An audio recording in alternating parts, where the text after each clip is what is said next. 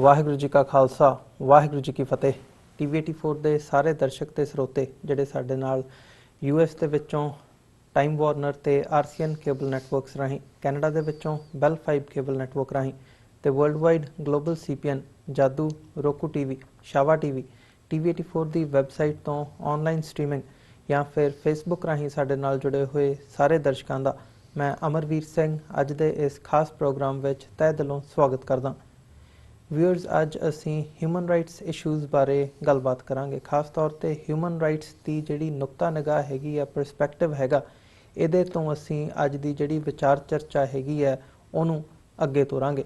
ਜਦੋਂ ਅਸੀਂ ਦੁਨਿਆਵੀ ਤੌਰ ਤੇ ਦੇਖਦੇ ਹਾਂ, ਇੰਟਰਨੈਸ਼ਨਲੀ ਦੇਖਦੇ ਹਾਂ, ਅੱਜ ਜੋ ਸੀਰੀਆ ਦੇ ਵਿੱਚ ਹੋ ਰਿਹਾ ਹੈ, ਮਿਡਲ ਈਸਟ ਦੇ ਵਿੱਚ ਜਿੱਦਾਂ ਦੇ ਹਾਲਾਤ ਬਣੇ ਹੋਏ ਆ, ਜਾਂ ਜਿਨ੍ਹਾਂ ਮੁਲਕਾਂ ਦੇ ਵਿੱਚ ਅਸੀਂ ਵੀ ਬੈਠੇ ਹਾਂ, ਹਿਊਮਨ ਰਾਈਟਸ ਦੀ ਗੱਲ ਅੱਜ ਇੱਕ ਮੇਨ ਇਸ਼ੂ ਹੈ। ਖਾਸ ਤੌਰ ਤੇ ਸਾਡਾ ਜਿਹੜਾ ਫਾਦਰਲੈਂਡ ਹੈ, ਮਦਰਲੈਂਡ ਹੈ, ਪੰਜਾਬ ਹੋਵੇ, ਭਾਰਤ ਹੋਵੇ, ਉੱਥੇ ਮਾਈਨੋਰਿਟੀਜ਼ ਦੇ ਨਾਲ ਵੀ ਜਿਹੜੀਆਂ ਹਿਊਮਨ ਰਾਈਟਸ ਵਾਇਲੇਸ਼ਨਸ ਨੇ ਉਹ ਅੱਜ ਮੀਡੀਆ ਦੀਆਂ ਸੁਰਖੀਆਂ ਬਣੀਆਂ ਹੋਈਆਂ ਨੇ। Amnesty international, human rights watch, ਇਹਨਾਂ ਦੀਆਂ ਸਾਲਾਨਾ ਜਿਹੜੀਆਂ ਰਿਪੋਰਟਸ ਨੇ ਉਹਦੇ ਵਿੱਚ ਬਕਾਇਦਾ ਸਰਕਾਰ ਨੂੰ ਜਿਹੜਾ ਹੈਗਾ ਜ਼ਿੰਮੇਵਾਰ ਠਹਿਰਾਇਆ ਜਾਂਦਾ ਕਿ ਘੱਟ ਗਿਣਤੀਆਂ ਦੇ ਜਿਹੜੇ ਹਿਊਮਨ ਰਾਈਟਸ ਨੇ ਉਹ ਤਰੀਕੇ ਦੇ ਨਾਲ ਪ੍ਰੋਟੈਕਟ ਨਹੀਂ ਕੀਤੇ ਜਾ ਰਹੇ, ਤੇ ਜਿਹੜੇ ਹਿਊਮਨ ਰਾਈਟਸ ਵਾਇਲੇਸ਼ਨਸ ਹੁੰਦੀਆਂ ਨੇ ਉਹਨਾਂ ਦੀਆਂ ਜਿਹੜੇ ਇਨਸਾਫ ਨੇ ਉਹ ਨਹੀਂ ਮਿਲ ਰਹੇ ਪੀੜਤਾਂ ਨੂੰ।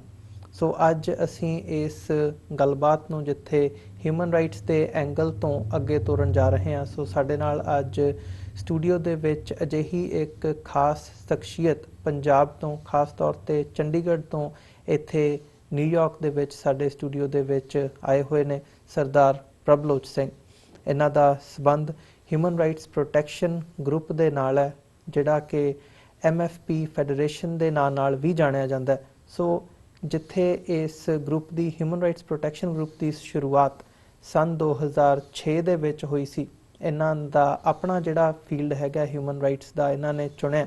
ਇਹਦੇ ਵਿੱਚ ਇਹਨਾਂ ਨੇ ਕਈ ਕੇਸਿਸ ਦੇ ਵਿੱਚ, ਉਹ ਜੈਸਿਕਾ ਲਾਲ ਮਰਡਰ ਕੇਸ ਹੋਵੇ, ਜਿਹੜਾ ਦਿੱਲੀ ਦੇ ਵਿੱਚ ਨਿਰਭਇਆ ਕਾਂਡ ਅਸੀਂ ਦੇਖਦੇ ਹਾਂ ਕਾਫੀ ਹਾਈਲਾਈਟ ਹੋਇਆ ਸੀ, ਉਹਨਾਂ ਦੇ ਵਿੱਚ ਵੀ ਇਸ ਗਰੁੱਪ ਦਾ ਜਿਹੜਾ ਹੈਗਾ ਉਹ ਰੋਲ ਸੀ। ਸੋ ਆਓ ਇਹਨਾਂ ਨਾਲ ਜਿਹੜੀ ਅੱਜ ਦੀ ਗੱਲਬਾਤ ਹੈਗੀ ਆ ਉਹਨੂੰ ਅੱਗੇ ਤੋਰਦੇ ਹਾਂ ਤੇ ਇਹਨਾਂ ਦੇ ਬਾਰੇ ਵੀ ਜਾਣਦੇ ਹਾਂ, ਤੇ ਨਾਲ ਹੀ ਓਵਰਆਲ ਜਿਹੜਾ ਸਿਨੈਰੀਓ ਬਣਿਆ ਹੋਇਆ ਹਿਊਮਨ ਰਾਈਟਸ ਦਾ ਇੰਟਰਨੈਸ਼ਨਲੀ ਵੀ, ਤੇ ਖਾਸ ਤੌਰ ਤੇ ਭਾਰਤ ਦੇ ਵਿੱਚ, ਪੰਜਾਬ ਦੇ ਵਿੱਚ ਜਿਹੜੀਆਂ ਸਿਚੁਏਸ਼ਨਸ ਨੇ ਉਹਨਾਂ ਤੇ ਵਿਸਥਾਰ ਦੇ ਨਾਲ ਅਸੀਂ ਗੱਲਬਾਤ ਕਰਦੇ ਹਾਂ। ਪ੍ਰਭਲੋਚ ਸਿੰਘ ਜੀ, ਸਭ ਤੋਂ ਪਹਿਲਾਂ ਤਾਂ ਤੁਹਾਡਾ ਸਵਾਗਤ ਹੈ ਪ੍ਰੋਗਰਾਮ ਦੇ ਵਿੱਚ। ਫਤਿਹ ਦੀ ਸਾਂਝ ਪਾਈਏ। ਵਾਹਿਗੁਰੂ ਜੀ ਕਾ ਖਾਲਸਾ ਵਾਹਿਗੁਰੂ ਜੀ ਕੀ ਫਤਿਹ।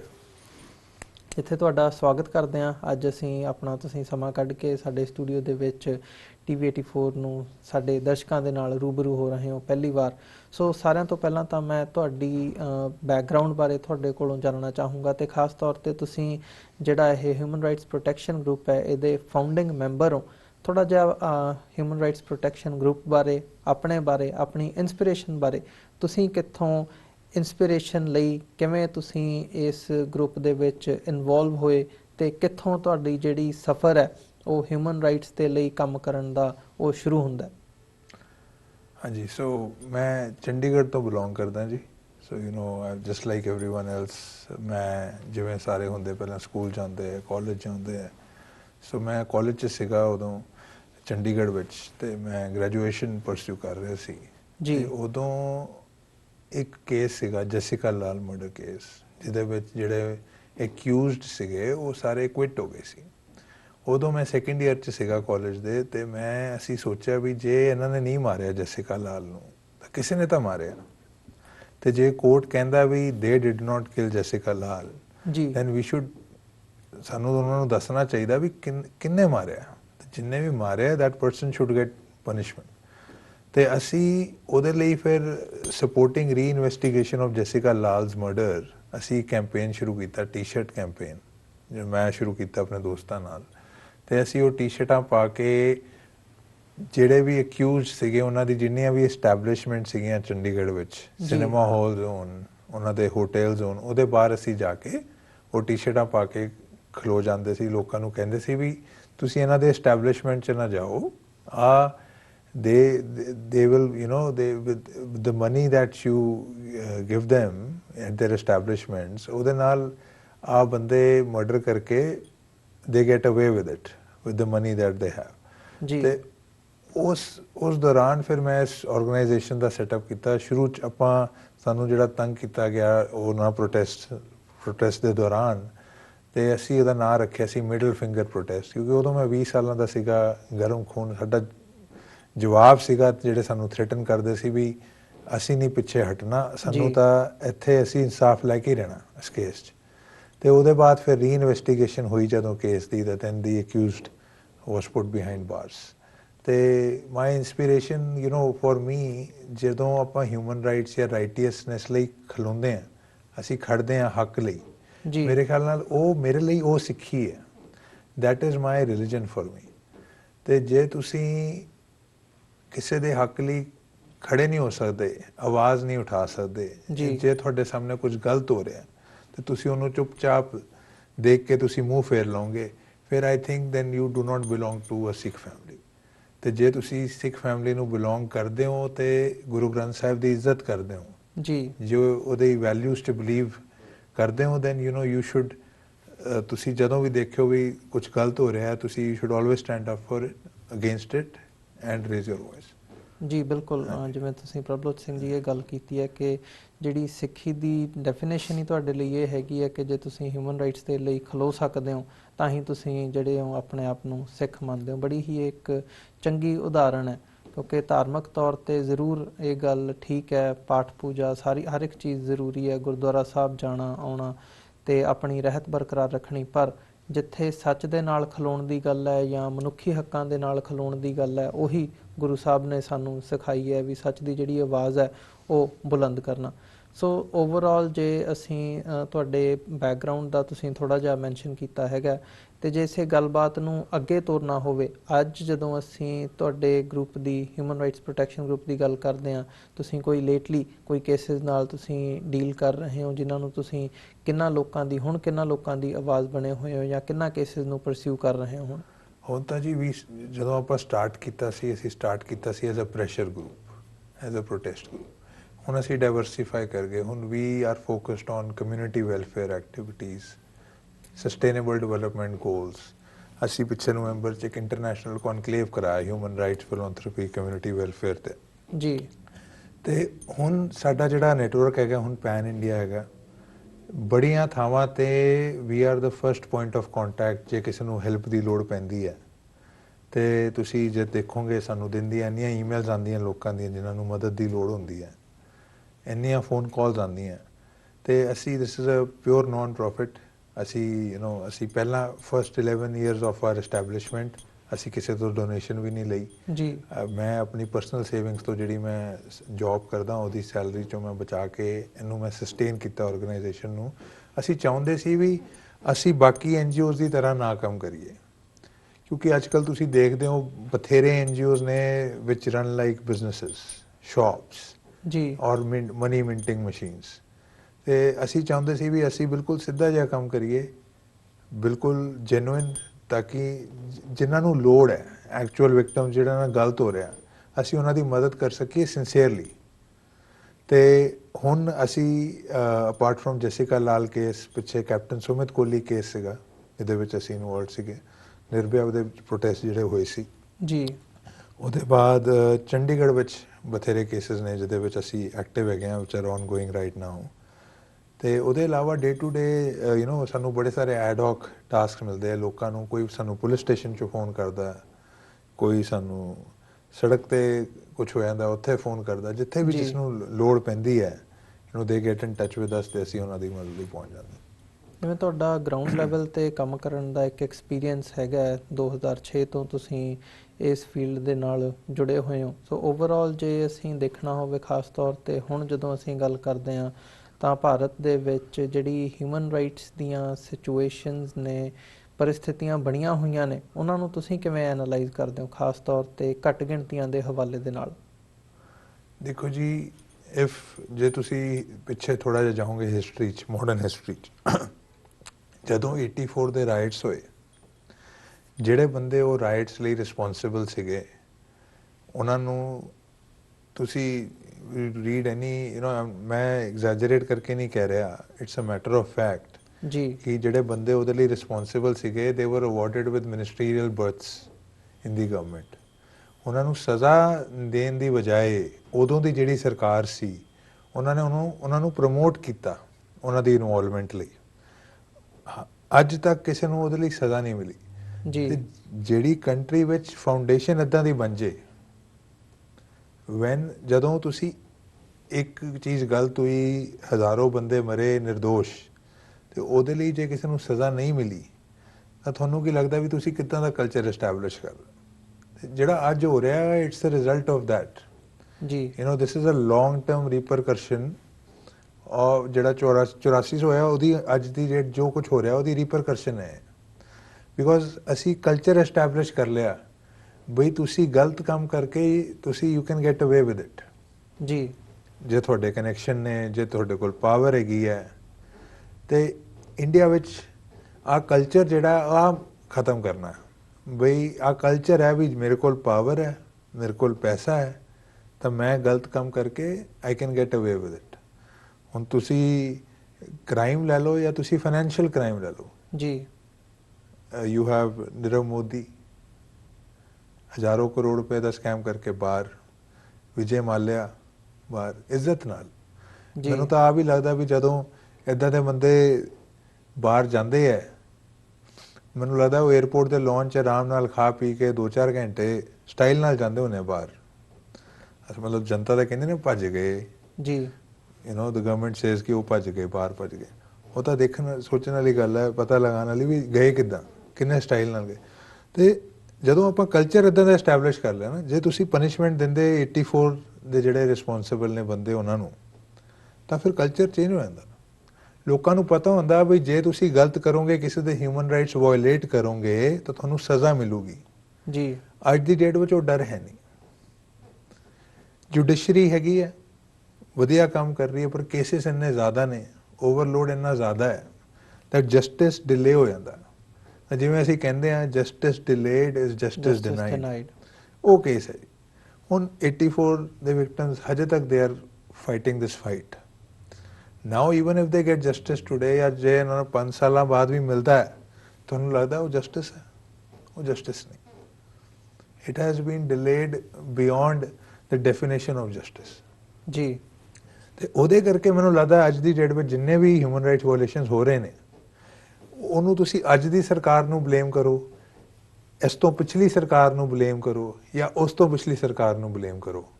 ਮੇਰੀ ਨਜ਼ਰਾਂ ਤੁਸੀਂ ਬਲੇਮ ਕਰੋ ਉਸ ਸਰਕਾਰ ਨੂੰ ਜਦੋਂ ਰਾਈਟਸ ਹੁੰਦੇ ਹੈ, ਤੇ ਰਾਈਟ ਜਿਹੜੇ ਕਰਦੇ ਆ ਉਹਨਾਂ ਨੂੰ ਪ੍ਰਮੋਟ ਕਰ ਦਿੰਦੀ ਹੈ।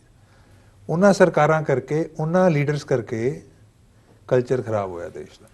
ਜੀ ਬਿਲਕੁਲ, ਜਿਵੇਂ ਤੁਸੀਂ ਇਹ ਗੱਲ ਕੀਤੀ ਹੈ ਕਿ ਜੇ 84 ਦੇ ਜਿਹੜਾ ਕਤਲੇਆਮ ਨਸਲਕੁਸ਼ੀ ਹੋਈ ਹੈ, ਉਹਦੇ ਜਿਹੜੇ ਦੋਸ਼ੀ ਨੇ ਉਹਨਾਂ ਨੂੰ ਸਜ਼ਾਵਾਂ ਮਿਲੀਆਂ ਹੁੰਦੀਆਂ ਤਾਂ ਹੋ ਸਕਦਾ ਜਿਹੜਾ 92 ਦੇ ਵਿੱਚ ਹੋਇਆ ਬਾਬਰੀ ਮਸਜਿਦ ਦਾ ਕਾਂਡ ਉਹ ਨਾ ਹੁੰਦਾ, 2002 ਦੇ ਵਿੱਚ ਗੁਜਰਾਤ ਦੇ ਵਿੱਚ ਜੋ ਹੋਇਆ ਉਹ ਨਾ ਹੁੰਦਾ, ਜਾਂ ਜੋ ਅੱਜ ਹੋ ਰਿਹਾ ਜਿੱਦਾਂ ਦੇ ਹਾਲਾਤ ਬਣੇ ਹੋਏ ਆ ਉਹ ਅੱਜ ਨਾ ਹੁੰਦਾ। ਪਰ ਵਿੱਚ ਤੁਸੀਂ ਇੱਕ ਜੁਡੀਸ਼ਰੀ ਦੀ ਗੱਲ ਕੀਤੀ ਹੈ ਵੀ ਜੁਡੀਸ਼ਰੀ ਜਿਹੜੀ ਹੈਗੀ ਆ ਉਹ ਚੰਗਾ ਕੰਮ ਕਰ ਰਹੀ ਹੈ, ਪਰ ਜ਼ਰੂਰ ਇਹ ਗੱਲ ਇੱਕ ਫੈਕਟ ਹੈਗੀ ਆ ਕਿ ਜਦੋਂ ਅਸੀਂ ਦੇਖਦੇ ਹਾਂ ਇੰਡੀਆ ਦੇ ਵਿੱਚ ਜਿਸ ਲੈਵਲ ਦਾ ਕਰਪਸ਼ਨ ਹੈਗਾ, ਉਹਦੀਆਂ ਉਦਾਹਰਨਾਂ ਬਾਹਰ ਮੀਡੀਆ ਦੇ ਵਿੱਚ ਵੀ ਸਾਹਮਣੇ ਆਉਂਦੀਆਂ ਨੇ ਕਿ ਬਹੁਤ ਨੀਚੇ ਤੱਕ ਜਿਹੜੀ ਹੈ, ਨੀਚੇ ਤੋਂ ਉੱਪਰ ਤੱਕ ਜਿਹੜੀ ਕਰਪਸ਼ਨ ਹੈ ਉਹ ਭਰੀ ਹੋਈ ਹੈ। ਪਰ ਇੱਕ ਆਰਮੀ ਤੇ ਇੱਕ ਕਿਤੇ ਨਾ ਕਿਤੇ ਜਿਹੜੀ ਜੁਡੀਸ਼ਰੀ ਹੈਗੀ ਉਹਨੂੰ ਮੰਨਿਆ ਜਾਂਦਾ ਸੀ ਵੀ ਇੱਥੋਂ ਜਿਹੜੀ ਹੈ ਲੋਕ ਆਸ ਰੱਖਦੇ ਨੇ ਕਿ ਜੁਡੀਸ਼ਰੀ ਤੋਂ ਜਿਹੜਾ ਸਾਨੂੰ ਇਨਸਾਫ ਹੈ ਉਹ ਜ਼ਰੂਰ ਮਿਲ ਸਕਦਾ। ਪਰ ਰੀਸੈਂਟਲੀ ਜਿਹੜੀਆਂ ਡਿਵੈਲਪਮੈਂਟਸ ਹੋ ਰਹੀਆਂ ਨੇ ਈਵਨ ਜੁਡੀਸ਼ਰੀ ਦੇ ਵਿੱਚ, ਜਿਵੇਂ 4 ਜੱਜਾਂ ਨੇ ਜਸਟਿਸ ਦੀਪਕ ਮਿਸ਼ਰਾ ਦੇ ਖਿਲਾਫ ਜਿਹੜਾ ਫਰੰਟ ਖੋਲ੍ਹਿਆ, ਉਹਨਾਂ ਨੇ ਡਾਇਰੈਕਟਲੀ ਉਹ ਕੀਤਾ ਕਿ ਜੀ ਆਹ ਜਿਹੜੀਆਂ ਚੀਜ਼ਾਂ ਨੇ ਠੀਕ ਨਹੀਂ ਹੋ ਰਹੀਆਂ। ਸੋ ਕਿਤੇ ਨਾ ਕਿਤੇ ਜਿਹੜਾ ਜੁਡੀਸ਼ਰੀ ਦੀ ਕਾਰਗੁਜ਼ਾਰੀ ਹੈਗੀ ਹੈ ਉਹਦੇ 'ਤੇ ਵੀ ਬਹੁਤ ਵੱਡਾ ਜਿਹੜਾ ਹੈਗਾ ਉਹ ਕੁਐਸਚਨ ਮਾਰਕ ਲੱਗਿਆ। ਸੋ ਆਉਣ ਵਾਲੇ ਸਮੇਂ ਦੇ ਵਿੱਚ ਤੁਸੀਂ ਕਿਵੇਂ ਦੇਖਦੇ ਹੋ, ਅਤੇ ਕੀ ਖਾਸ ਤੌਰ 'ਤੇ ਜਦੋਂ ਅਸੀਂ ਜੁਡੀਸ਼ਰੀ ਦੀ ਗੱਲ ਕਰਦੇ ਹਾਂ, ਕਿ ਜਿਹੜੀ ਜੁਡੀਸ਼ਰੀ ਹੈ ਉਹ ਪੋਲੀਟੀਸਾਈਜ਼ ਹੋ ਰਹੀ ਹੈ ਭਾਰਤ ਦੇ ਵਿੱਚ, ਜਿਵੇਂ ਕਿ ਇਹਨਾਂ ਜੱਜਿਸ ਦਾ ਵੀ ਕਹਿਣਾ ਹੈਗਾ, ਅਤੇ ਓਵਰਆਲ ਵੀ ਜਦੋਂ ਅਸੀਂ ਦੇਖਦੇ ਹਾਂ? ਦੇਖੋ ਜੀ, ਜੁਡੀਸ਼ਰੀ ਦੇ ਵਿੱਚ ਹੁਣ ਤੁਸੀਂ ਮਤਲਬ ਜਿਵੇਂ ਆਪਾਂ ਕਹਿ ਰਹੇ ਹਾਂ ਵੀ ਪਹਿਲਾਂ ਲੋਕੀ ਆਸ ਰੱਖਦੇ ਸੀ ਵੀ ਆਹ ਕਲੀਨ ਹੋਣੀ ਹੈ, ਅੱਜ ਵੀ ਲੋਕੀ ਆਸ ਤਾਂ ਰੱਖਦੇ ਆ ਵੀ ਕਲੀਨ ਹੋਣੀ ਹੈ। ਜੀ ਬਿਲਕੁਲ। ਪਰ ਸਾਨੂੰ ਨਹੀਂ ਪਤਾ ਵੀ ਪਹਿਲਾਂ ਕਲੀਨ ਸੀਗੀ ਕਿ ਨਹੀਂ। ਦੇयर ਇਜ਼ ਨੋ, ਮਤਲਬ ਕੋਈ ਆ ਨਹੀਂ ਕਹਿ ਸਕਦਾ ਜੀ ਹਾਂਜੀ 100% ਪਹਿਲਾਂ ਕਲੀਨ ਹੀ ਸੀ ਜੀ।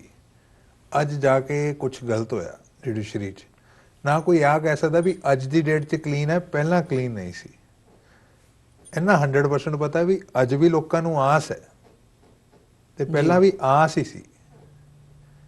ਕਲੀਨ ਸੀ ਕਿ ਨਹੀਂ ਸੀ ਉਹ ਤਾਂ ਉਦੋਂ ਦੇ ਬੰਦੇ ਜਾਣਦੇ। ਉਦੋਂ ਜੋ ਕੁਝ ਹੋਇਆ ਤੁਹਾਨੂੰ ਪਤਾ ਹੀ ਹੈ, 70s ਦੇ ਵਿੱਚ ਐਮਰਜੈਂਸੀ ਲੱਗੀ, ਠੀਕ ਹੈ। ਜੁਡੀਸ਼ਰੀ 'ਚ ਬੜਾ ਕੁਝ ਹੋਇਆ ਜੀ, ਮਤਲਬ ਜੁਡੀਸ਼ਰੀ ਬੜੇ ਸਾਰੇ ਕੰਟਰੋਵਰਸ਼ੀਅਲ ਜਜਮੈਂਟ ਸੀਗੇ ਹਿਸਟੋਰੀਕਲੀ। ਤੁਸੀਂ ਜੇ ਆਓ ਦੇਖ ਕੇ ਰੈਫਰ ਕਰੋ ਤੇ ਅੱਜ ਦੀ ਡੇਟ ਵਿੱਚ ਵੀ ਹੁੰਦਾ।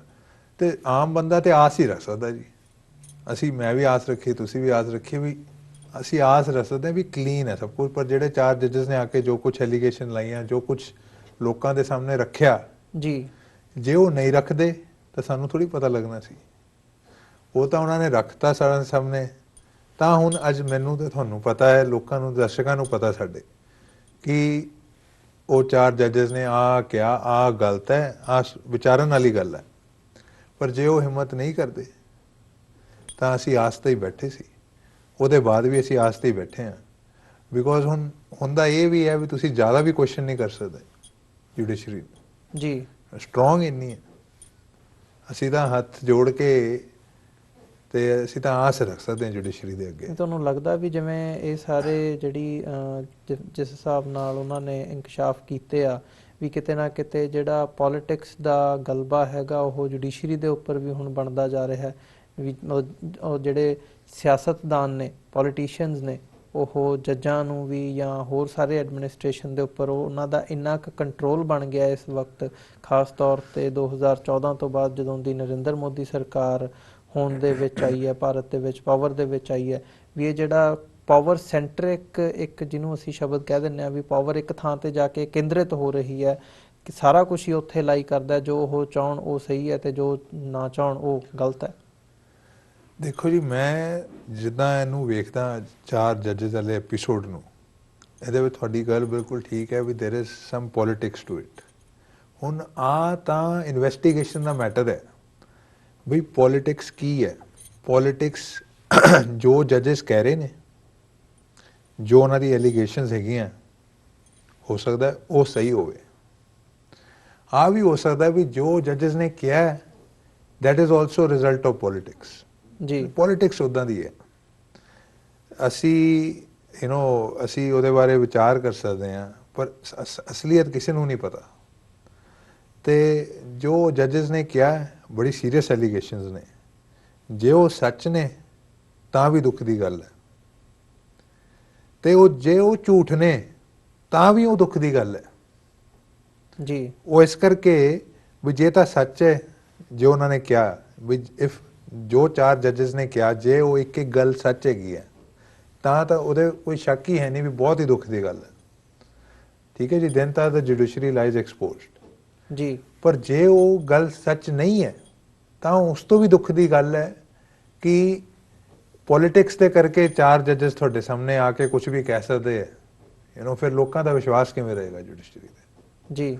ਆਈਦਰ ਵੇਜ਼ ਬਹੁਤ ਹੀ ਦੁੱਖ ਦੀ ਗੱਲ ਹੈ, ਬਿਕੋਜ਼ ਇੱਦਾਂ ਦੀ ਸਿਚੁਏਸ਼ਨ ਹੋਣੀ ਨਹੀਂ ਚਾਹੀਦੀ। ਉਹਨੇ ਡੈਮੋਕ੍ਰੈਟਿਕ ਕੰਟਰੀ ਜਿਹਦੇ ਡੈਮੋਕ੍ਰੇਸੀ ਤੇ ਹੀ ਜੂੰਦੀ ਹੈ ਜਦ ਇੰਡੀਆ ਜੀ, ਉਹਦੇ ਵਿੱਚ ਜੇ ਜੁਡੀਸ਼ਰੀ ਵੀਕ ਹੋ ਜਾਏ ਜਾਂ ਕ੍ਰੈਡੀਬਿਲਿਟੀ ਉਹਦੀ ਡੈਂਪਨ ਹੋ ਜਾਏ ਤਾਂ ਆਮ ਬੰਦਾ ਕਿੱਥੇ ਜਾਊਗਾ। ਅੱਜ ਦੀ ਡੇਟ ਵਿੱਚ ਵੀ ਇੱਦਾਂ ਨਹੀਂ ਹੈ ਵੀ ਤੁਹਾਨੂੰ ਇਨਸਾਫ ਮਤਲਬ ਵੰਡਿਆ ਜਾ ਰਿਹਾ ਉੱਥੇ, ਇੱਦਾਂ ਨਹੀਂ ਹੈ। ਇਨਸਾਫ ਦੀ ਲੜਾਈ ਬਹੁਤ ਔਖੀ ਹੈ ਜੀ। in the present given situation circumstances ਬਹੁਤ ਔਖੀ ਹੈ ਜੀ। ਅਸੀਂ ਦੇਖਿਆ 84 ਵਿਕਟਮ ਨੂੰ ਇਨਸਾਫ ਨਹੀਂ ਮਿਲਿਆ। ਬਥੇਰੇ ਲੋਕੀ ਸਾਲ ਚੱਲਦੇ ਆ ਕੇਸ, 10-10 20-20 ਸਾਲ ਚੱਲਦੇ ਆ, ਤੇ ਉਹਦੇ ਬਾਵਜੂਦ ਜੇ ਹੁਣ ਜੁਡੀਸ਼ਰੀ ਦੀ ਕ੍ਰੈਡੀਬਿਲਿਟੀ ਡੈਂਪਨ ਹੋ ਜਾਏ ਫਿਰ ਤੁਸੀਂ ਕਿੱਥੇ ਜਾਓਗੇ ਜੀ। ਬਿਲਕੁਲ। ਸੋ ਜੇ ਅੱਗੇ ਅਸੀਂ ਮਾਈਨੋਰਿਟੀਜ਼ ਦੇ ਹਵਾਲੇ ਨਾਲ ਹੀ ਗੱਲਬਾਤ ਕਰਨੀ ਹੋਵੇ ਤਾਂ ਜਿੱਦਾਂ ਦੀ ਸਿਚੁਏਸ਼ਨ ਹੁਣ ਬਣੀ ਹੋਈ ਹੈ, ਇਹ ਸਾਰਾ ਜਿਵੇਂ ਪਿਛਲਾ ਸਾਰਾ ਐਪੀਸੋਡ ਹੈਗਾ ਉਹ ਮਾਸ ਲਿੰਚਿੰਗ ਤੋਂ ਸ਼ੁਰੂ ਹੋ ਕੇ ਜਿਸ ਹਿਸਾਬ ਨਾਲ ਮੌਬ ਵਾਇਲੈਂਸ ਹੈ ਜਾਂ ਘਰ ਵਾਪਸੀ ਦੇ ਨਾਮ ਥੱਲੇ, ਮਤਲਬ ਇੱਕ ਖਾਸ ਤਰ੍ਹਾਂ ਦੀ ਜਿਹੜੀ ਆਈਡੀਓਲੋਜੀ ਹੈਗੀ ਹੈ ਉਹ ਆਪਣਾ ਪੂਰਾ ਕੰਟਰੋਲ ਬਾਕੀ ਮਾਈਨੋਰਿਟੀਜ਼ ਦੇ ਉੱਪਰ ਜਿਹੜਾ ਜਮਾਉਣ ਦੀ ਹੈ ਉਹ ਇੱਕ ਕੋਸ਼ਿਸ਼ ਜਿਹੜੀ ਹੈ ਉਹ ਨਜ਼ਰ ਆਉਂਦੀ ਹੈ। ਸੋ ਮਾਈਨੋਰਿਟੀਜ਼ ਦੇ ਐਂਗਲ ਤੋਂ ਇਹ ਸਾਰੀ ਸਿਚੁਏਸ਼ਨ ਨੂੰ ਤੁਸੀਂ ਕਿਵੇਂ ਐਨਾਲਾਈਜ਼ ਕਰਦੇ ਹੋ ਜਾਂ ਕੀ ਸਮਝਦੇ ਹੋ ਵੀ ਆਉਣ ਵਾਲੇ ਸਮੇਂ ਦੇ ਵਿੱਚ ਜਿਹੜੀ ਇਹ ਸਿਚੁਏਸ਼ਨ ਹੈ ਕੀ ਇਹ ਬਦ ਤੋਂ ਬਦਤਰ ਹੁੰਦੀ ਜਾ ਰਹੀ ਹੈ? ਦੇਖੋ ਜੀ, ਮੈਨੂੰ ਇਹ ਨਹੀਂ ਪਤਾ ਵੀ ਲੋਕੀ ਇਹਨੂੰ ਕਿਸ ਤਰ੍ਹਾਂ ਵੇਖਦੇ, ਪਰ ਮੈਂ ਤੁਹਾਨੂੰ ਦੱਸ ਸਕਦਾ, ਮੈਂ ਜਦੋਂ ਇਸ ਬਾਰੇ ਸੋਚਦਾ ਤੇ ਮੈਂ ਕਿਵੇਂ ਸੋਚਦਾ, ਮੈਂ ਜਦੋਂ ਦਲਿਤਾਂ ਬਾਰੇ ਸੋਚਦਾ ਵੀ ਹੁਣ ਜਿਵੇਂ ਪਿੱਛੇ ਕੇਸਿਸ ਹੋਏ ਵੀ ਦਲਿਤਾਂ ਤੇ ਅਟੈਕ ਹੋਏ, ਲਿੰਚਿੰਗ ਹੋਈ ਬਿਕੋਜ਼ ਉਹ ਬੀਫ ਕੈਰੀ ਕਰ ਰਹੇ ਸੀ ਜਾਂ ਟਰਾਂਸਪੋਰਟ ਕਰ ਰਹੇ ਸੀ ਜੀ, ਤੇ ਉਹਨਾਂ ਤੇ ਅਟੈਕ ਹੋਏ ਤੇ ਲਿੰਚਿੰਗ ਹੋਈ ਉਹਨਾਂ ਦੀ। ਤੇ ਮੈਂ ਜਦੋਂ ਇਹ ਦੇਖਦਾ ਮੈਂ ਸੋਚਦਾ ਯਾਰ ਲਿੰਚਿੰਗ ਬਹੁਤ ਜ਼ਿਆਦਾ ਗਲਤ ਹੋਈ, ਨਹੀਂ ਹੋਣੀ ਚਾਹੀਦੀ ਸੀ। ਪਰ ਜਿਹੜੇ ਬੰਦੇ ਪ੍ਰੋਟੈਸਟ ਕਰ ਰਹੇ ਆ ਵੀ ਨਹੀਂ ਹੋਣੀ ਚਾਹੀਦੀ ਸੀ, ਜੇ ਆਪਾਂ ਕਹਿ ਦਈਏ ਵੀ ਆਪਾਂ ਲਿੰਚਿੰਗ ਬੰਦ ਕਰਾਤੀ ਚਲੋ ਬੰਦ, ਲਿੰਚਿੰਗ ਨਹੀਂ ਹੁੰਦੀ ਹੁਣ ਜੀ, ਉਹਦੇ ਬਾਅਦ ਕੀ ਜਿਹੜੇ ਉਹ ਦਲਿਤ ਨੇ ਆਰ ਦੇ ਲਿਵਿੰਗ ਅ ਗੁੱਡ ਲਾਈਫ? ਨਹੀਂ। ਲਿੰਚਿੰਗ ਤੋਂ ਪਹਿਲਾਂ ਉਹਨਾਂ ਦੀ ਲਾਈਫ ਵਧੀਆ ਸੀ? ਨਹੀਂ ਸੀ।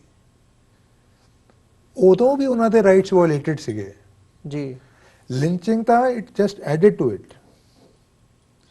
ਮੈਂ ਤਾਂ ਕਹਿ ਰਿਹਾ ਵੀ ਜੇ ਲਿੰਚਿੰਗ ਨਹੀਂ ਵੀ ਹੁੰਦੀ ਤਾਂ ਵੀ ਉਹਨਾਂ ਦੀ life is like daily lynching. ਜੀ, ਲਿੰਚਿੰਗ ਦਾ ਤੁਸੀਂ ਫਿਜ਼ੀਕਲ ਡੈਮੇਜ ਦੇਖ ਲਿਆ, the damage that is done to their soul. ਅਸੀਂ ਉਹਨਾਂ ਨੂੰ ਦਲਿਤ ਕਹਿੰਦੇ ਆ। ਦਲਿਤ ਤਾਂ ਅਸੀਂ they are from the backward classes ਔਰ ਅੰਡਰ ਪ੍ਰਿਵਿਲੇਜਡ ਪੀਪਲ, ਠੀਕ ਹੈ ਜੀ, ਜੀ, which are who are not as privileged as you and me and other people. So what they need is love and blessings and affection. ਉਹ ਤਾਂ ਉਹਨਾਂ ਨੂੰ ਮਿਲੀ ਨਹੀਂ। ਤੁਸੀਂ ਜੇ ਲਿੰਚਿੰਗ ਬੰਦ ਕਰਤੀ ਤਾਂ that is not the solution. You have to go beyond stopping the lynching. ਜੀ, ਹੈ ਨਾ ਜੀ। ਲਿੰਚਿੰਗ ਦਾ ਅਸੀਂ ਦੇਖ ਲਈ ਵੀ ਉਹਨਾਂ ਨਾਲ ਗਲਤ ਹੋਇਆ ਜੀ, ਉਹਨਾਂ ਨੂੰ ਟਰਾਂਸਪੋਰਟ ਕਰ ਰਹੇ ਸੀ, ਠੀਕ ਹੈ ਤੁਸੀਂ ਲਿੰਚਿੰਗ ਨਹੀਂ ਕੀਤੀ, ਬਟ ਲਿੰਚਿੰਗ ਤੋਂ ਪਹਿਲਾਂ ਉਹਨਾਂ ਦੀ ਲਾਈਫ ਕਿੱਦਾਂ ਦੀ ਸੀਗੀ? ਉੱਦਾਂ ਦੀ ਨਹੀਂ ਸੀਗੀ ਜਿੱਦਾਂ ਦੀ ਇੱਕ ਇੰਡੀਅਨ ਸਿਟੀਜ਼ਨ ਦੀ ਹੋਣੀ ਚਾਹੀਦੀ ਹੈ। ਦੇ ਡੋਂਟ, ਮਤਲਬ ਉਹਨਾਂ ਦੇ ਰਾਈਟਸ ਉਦੋਂ ਵੀ ਵਾਇਲੇਟਡ ਸੀਗੇ ਲਿੰਚਿੰਗ ਨਾਲ। ਤੁਸੀਂ ਬਿਲਕੁਲ ਠੀਕ ਹੈ, ਫਰੋਮ ਬੈਡ ਟੂ ਵਰਸ। ਜੀ, ਠੀਕ ਹੈ ਜੀ, ਮਤਲਬ ਹਾਲਾਤ ਖਰਾਬ ਸੀ, ਹੋਰ ਖਰਾਬ ਹੋ ਗਏ, ਮੈਂ ਤਾਂ ਇਹੀ ਮੰਨੂ। ਤੇ ਇਹਦੇ 'ਚ ਪੋਲਿਟਿਕਸ ਦਾ ਕੀ ਰੋਲ ਹੈਗਾ ਇਹ ਸਾਰੇ ਪਾਰਟ ਦੇ ਵਿੱਚ, ਜਿਸ ਹਿਸਾਬ ਨਾਲ ਹੁਣ ਇੰਡੀਅਨ ਪੋਲਿਟਿਕਸ ਦਾ ਜਿਹੜਾ ਸੀਨ ਹੈ ਉਹ ਚੇਂਜ ਹੋ ਰਿਹਾ? ਮੈਨੂੰ ਲੱਗਦਾ ਜੀ ਜਿਹੜੇ ਫ੍ਰਿੰਜ ਐਲੀਮੈਂਟਸ ਨੇ, ਜਿਹੜੇ ਫ੍ਰਿੰਜ ਗਰੁੱਪਸ ਨੇ, ਉਹਨਾਂ ਤੇ ਸਰਕਾਰ ਨੂੰ ਥੋੜ੍ਹੀ ਸਖਤੀ ਵਰਤਣੀ ਚਾਹੀਦੀ ਹੈ। ਜੇ ਤੁਸੀਂ ਉਹਨਾਂ ਨੂੰ ਖੁੱਲ੍ਹੀ ਛੂਟ ਦੇ ਦੋਗੇ ਫ੍ਰਿੰਜ ਐਲੀਮੈਂਟਸ ਨੂੰ, ਹੁਣ ਪਿੱਛੇ ਜਿੰਨੇ ਵੀ ਕੇਸਿਸ ਹੋਏ ਨੇ ਫ੍ਰਿੰਜ ਐਲੀਮੈਂਟਸ ਦੇ, ਜਿੱਥੇ ਉਹਨਾਂ ਨੇ ਵਾਇਲੈਂਸ ਕੀਤਾ, ਇੱਕ ਸਕੂਲ ਬੱਸ ਨੂੰ ਅਟੈਕ ਕਰਤਾ ਜੀ, ਜਿਹੜੇ ਦਲਿਤਾਂ ਦੀ ਲਿੰਚਿੰਗ ਹੋਈ ਹੈ ਜਾਂ ਕਿਸੇ ਹੋਰ ਦੀ ਹੋਈ ਹੈ, ਉਹਦੇ ਪਿੱਛੇ ਕੌਣ ਸੀ? ਫ੍ਰਿੰਜ ਐਲੀਮੈਂਟ ਸੀਗੇ। ਮੈਨੂੰ ਲੱਗਦਾ ਵੀ ਪੋਲੀਟੀਕਲ ਗੇਨਸ ਵਾਸਤੇ ਜੇ ਫ੍ਰਿੰਜ ਐਲੀਮੈਂਟਸ ਨੂੰ ਤੁਸੀਂ ਬੜਾਵਾ ਦਿਓਗੇ ਫਿਰ ਦੇਸ਼ ਤਰੱਕੀ ਨਹੀਂ ਕਰ ਸਕਦਾ। ਫਿਰ ਅਸੀਂ ਪਿੱਛੇ ਜਾ ਰਹੇ ਹਾਂ। ਅਸੀਂ ਜੇ 50 ਸਾਲ ਪਿੱਛੇ ਸੀ, ਅਸੀਂ 51 ਸਾਲ ਪਿੱਛੇ ਹੋ ਜਾਵਾਂਗੇ ਹਰ ਸਾਲ, 52 ਸਾਲ ਪਿੱਛੇ ਹੋ ਜਾਵਾਂਗੇ। ਤੇ ਫ੍ਰਿੰਜ ਐਲੀਮੈਂਟਸ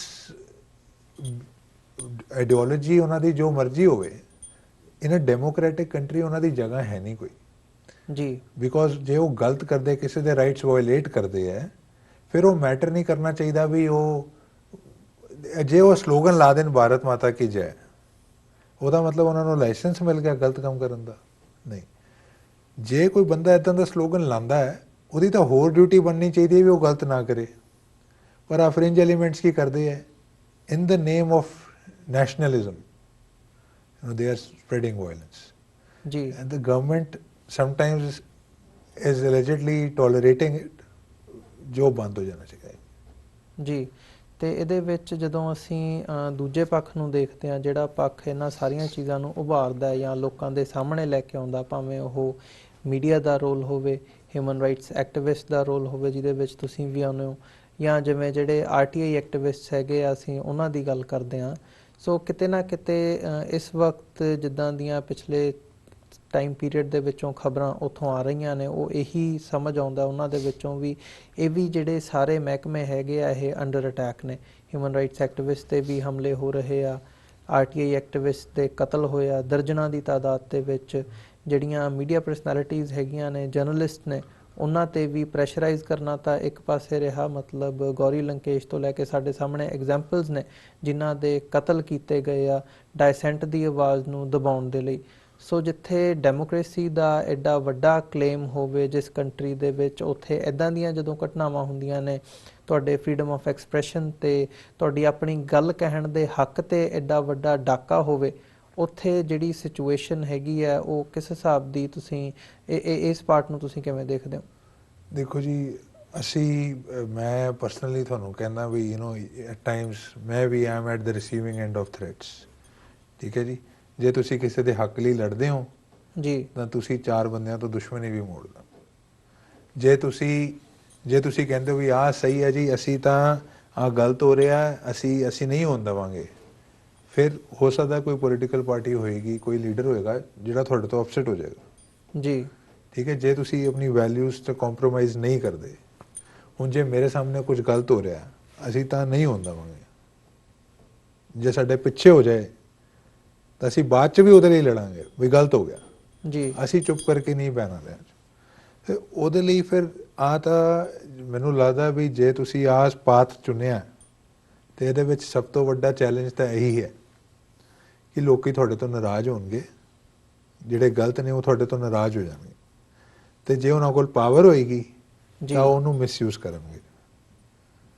ਤੇ ਹੁਣ ਜਿਵੇਂ ਅਸੀਂ ਹੈਗੇ ਆ, ਜੇ ਮੈਨੂੰ ਕੋਈ ਥ੍ਰੈਟ ਵੀ ਮਿਲਦੀ ਹੈ, ਅਸੀਂ ਪੁਲਿਸ ਕੋਲ ਜਾਂਦੇ ਹਾਂ, ਹੱਥ ਜੋੜ ਕੇ ਅਸੀਂ ਕਹਿੰਦੇ ਜੀ ਇਨਵੈਸਟੀਗੇਟ ਕਰ ਲਓ। ਜੀ ਪਰ ਅਸੀਂ ਉਨਾ ਹੀ ਕਰ ਸਕਦੇ। ਸਾਡੇ ਵਰਗਿਆਂ ਨੂੰ ਸਿਕਿਉਰਿਟੀ ਨਹੀਂ ਮਿਲਦੀ। ਸਿਕਿਉਰਿਟੀ ਕਿਹਨਾਂ ਨੂੰ ਮਿਲਦੀ ਹੈ? ਜਿਹੜੇ ਫ੍ਰਿੰਜ ਐਲੀਮੈਂਟਸ ਹੁੰਦੇ, ਕਹਿੰਦੇ ਅਸੀਂ ਨੈਸ਼ਨਲਿਸਟ ਹੈਗੇ ਆ, ਤੇ ਉਹ ਜਾ ਕੇ ਸਕੂਲ ਬੱਸ ਤੇ ਅਟੈਕ ਕਰਦੇ ਆ, ਉਹਨਾਂ ਨੂੰ ਸਟੇਟ ਸਿਕਿਉਰਿਟੀ ਵੀ ਮਿਲ ਜਾਂਦੀ ਹੈ। ਜੀ ਤੇ ਤਾਂ ਹੀ ਕਰਕੇ ਜਿਹੜੇ ਐਕਟਿਵਿਸਟ ਨੇ ਉਹ ਮਰਦੇ ਆ, ਬਿਕੋਜ਼ ਉਹ ਜਿਹੜਾ ਉਹਨਾਂ ਨੇ ਪਾਥ ਚੁਣਿਆ ਉਹ ਥੋੜਾ ਡੇਂਜਰਸ ਹੈ। ਠੀਕ ਹੈ, ਉਹ ਹੁਣ ਜੇ ਆਪਾਂ ਕਹੀਏ ਵੀ ਆਪਾਂ ਇੱਕ ਦਿਨ 'ਚ ਆਪਾਂ ਇਹਨੂੰ ਠੀਕ ਕਰ ਦਈਏ ਸਿਸਟਮ ਨੂੰ, ਨਹੀਂ ਹੁੰਦਾ। ਬਿਕੋਜ਼ ਬਹੁਤ ਸਾਲਾਂ ਤੋਂ ਚੱਲਿਆ ਆ ਰਿਹਾ ਆ ਜੀ ਕਲਚਰ ਸਾਡੇ ਦੇਸ਼ 'ਚ, ਬਹੁਤ ਸਾਲਾਂ ਤੋਂ।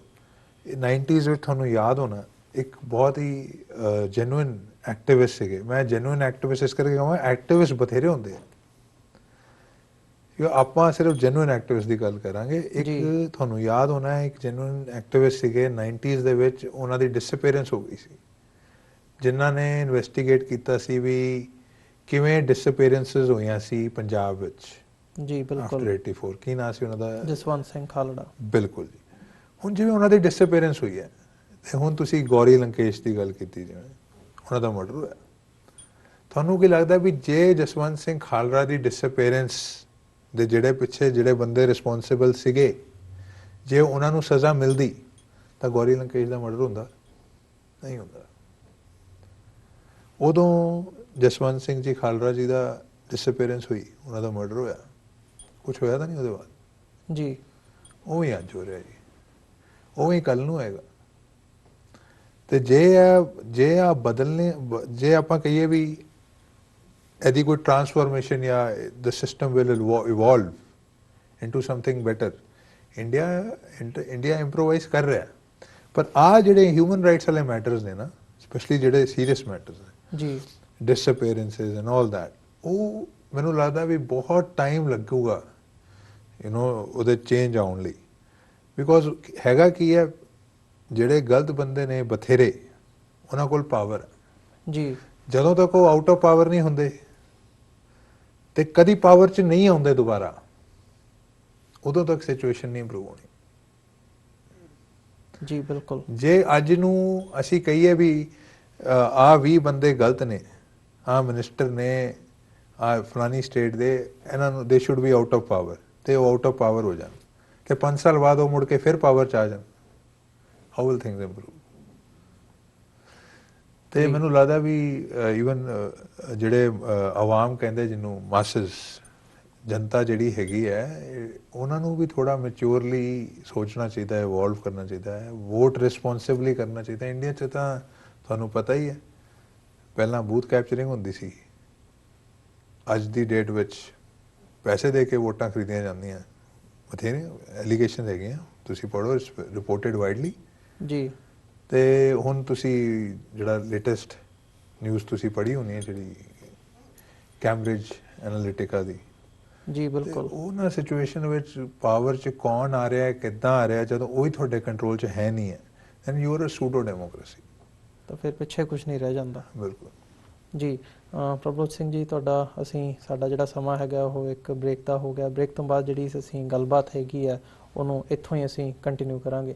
ਵਿਊਅਰਸ, ਅਸੀਂ ਇੱਕ ਛੋਟੇ ਜਿਹੇ ਬ੍ਰੇਕ ਤੋਂ ਬਾਅਦ ਦੁਬਾਰਾ ਪ੍ਰਭਜੋਤ ਸਿੰਘ ਦੇ ਨਾਲ ਵਿਚਾਰਾਂ ਦੀ ਸਾਂਝ ਪਾਵਾਂਗੇ। ਮਿਲਦੇ ਹਾਂ ਇੱਕ ਛੋਟੇ ਜਿਹੇ ਬ੍ਰੇਕ ਤੋਂ ਬਾਅਦ।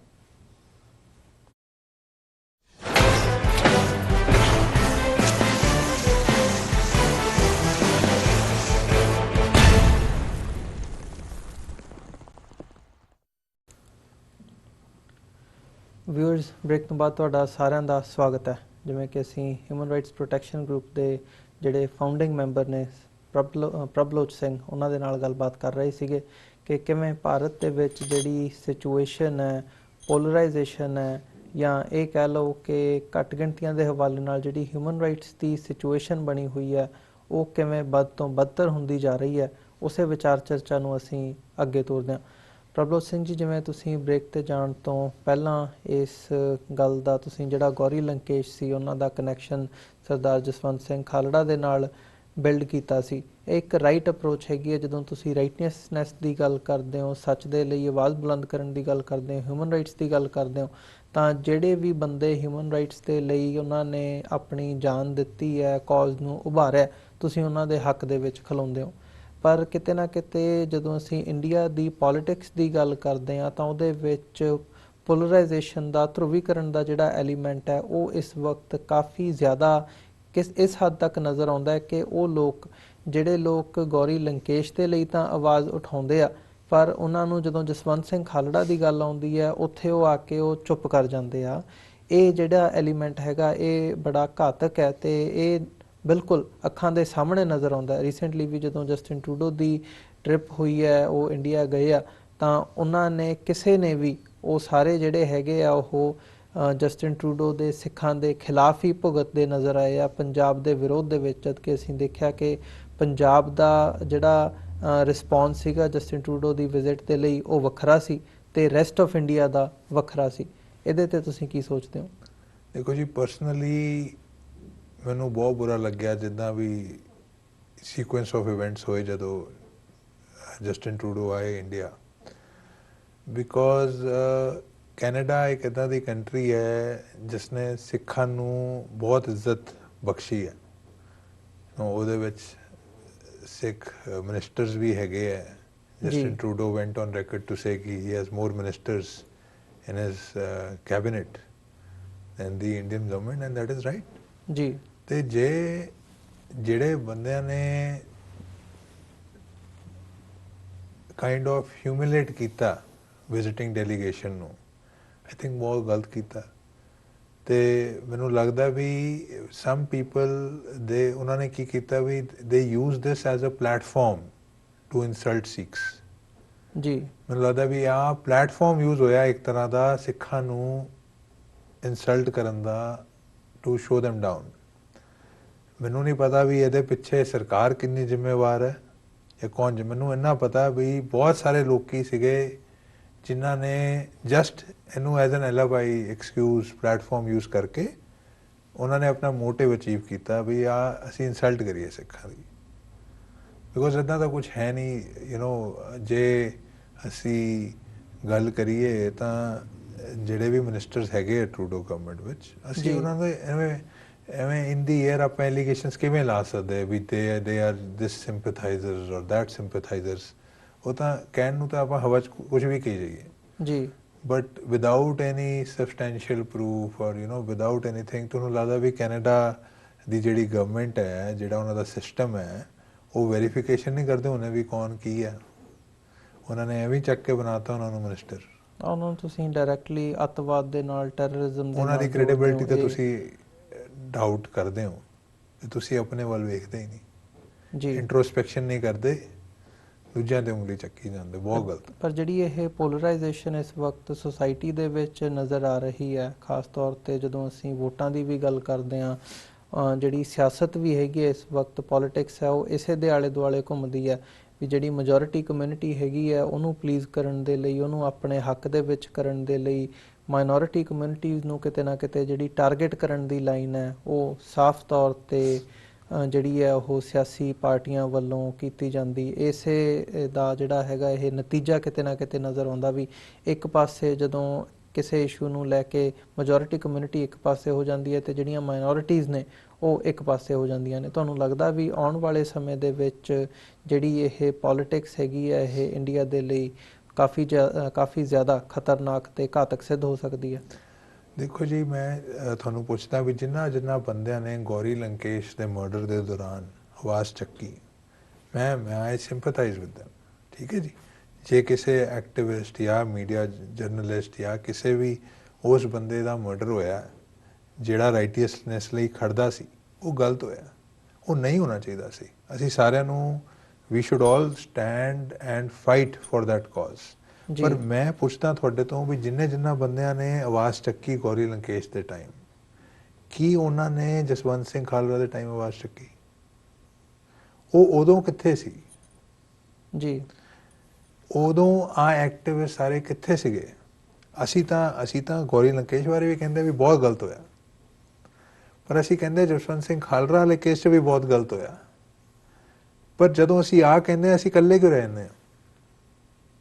ਉਦੋਂ ਬਾਕੀ ਸਾਰੇ ਕਿੱਥੇ ਜਾਂਦੇ? ਮੈਨੂੰ ਇਸ ਚੀਜ਼ ਦਾ ਜਵਾਬ ਚਾਹੀਦਾ, ਉਹ ਮੇਰੇ ਕੋਲ ਹੈਗਾ ਨਹੀਂ। ਮੈਂ ਤਾਂ ਇਹਦਾ ਜਵਾਬ ਇਹੀ ਸਮਝਦਾ ਵੀ ਜਿਹੜੀ ਪੋਲਰਾਈਜੇਸ਼ਨ ਹੈਗੀ ਹੈ ਉਹ ਪਾਰਟੀਆਂ ਵੱਲੋਂ ਇਸ ਹੱਦ ਤੱਕ ਕੀਤੀ ਜਾ ਚੁੱਕੀ ਹੈ, ਡਿਵਾਈਡ ਇੰਨਾ ਕੁ ਕੀਤਾ ਜਾ ਚੁੱਕਿਆ ਕਮਿਊਨਿਟੀਜ਼ ਨੂੰ ਕਿ ਅਸੀਂ ਇਸ਼ੂਜ਼ ਜਿਹੜੇ ਹੈਗੇ ਆ ਉਹ ਮਾਈਨੋਰਿਟੀਜ਼ ਜਦੋਂ ਉਹਨਾਂ ਦਾ ਇਸ਼ੂ ਆਉਂਦਾ ਉੱਥੇ ਜਿਹੜੀ ਮੈਜੋਰਿਟੀ ਹੈਗੀ ਆ ਉਹ ਆਪਣੇ ਆਪ ਨੂੰ ਵੱਖ ਕਰ ਲੈਂਦੀ ਆ ਤੇ ਇਹ ਇਸੇ ਦਾ ਨਤੀਜਾ ਹੈਗਾ।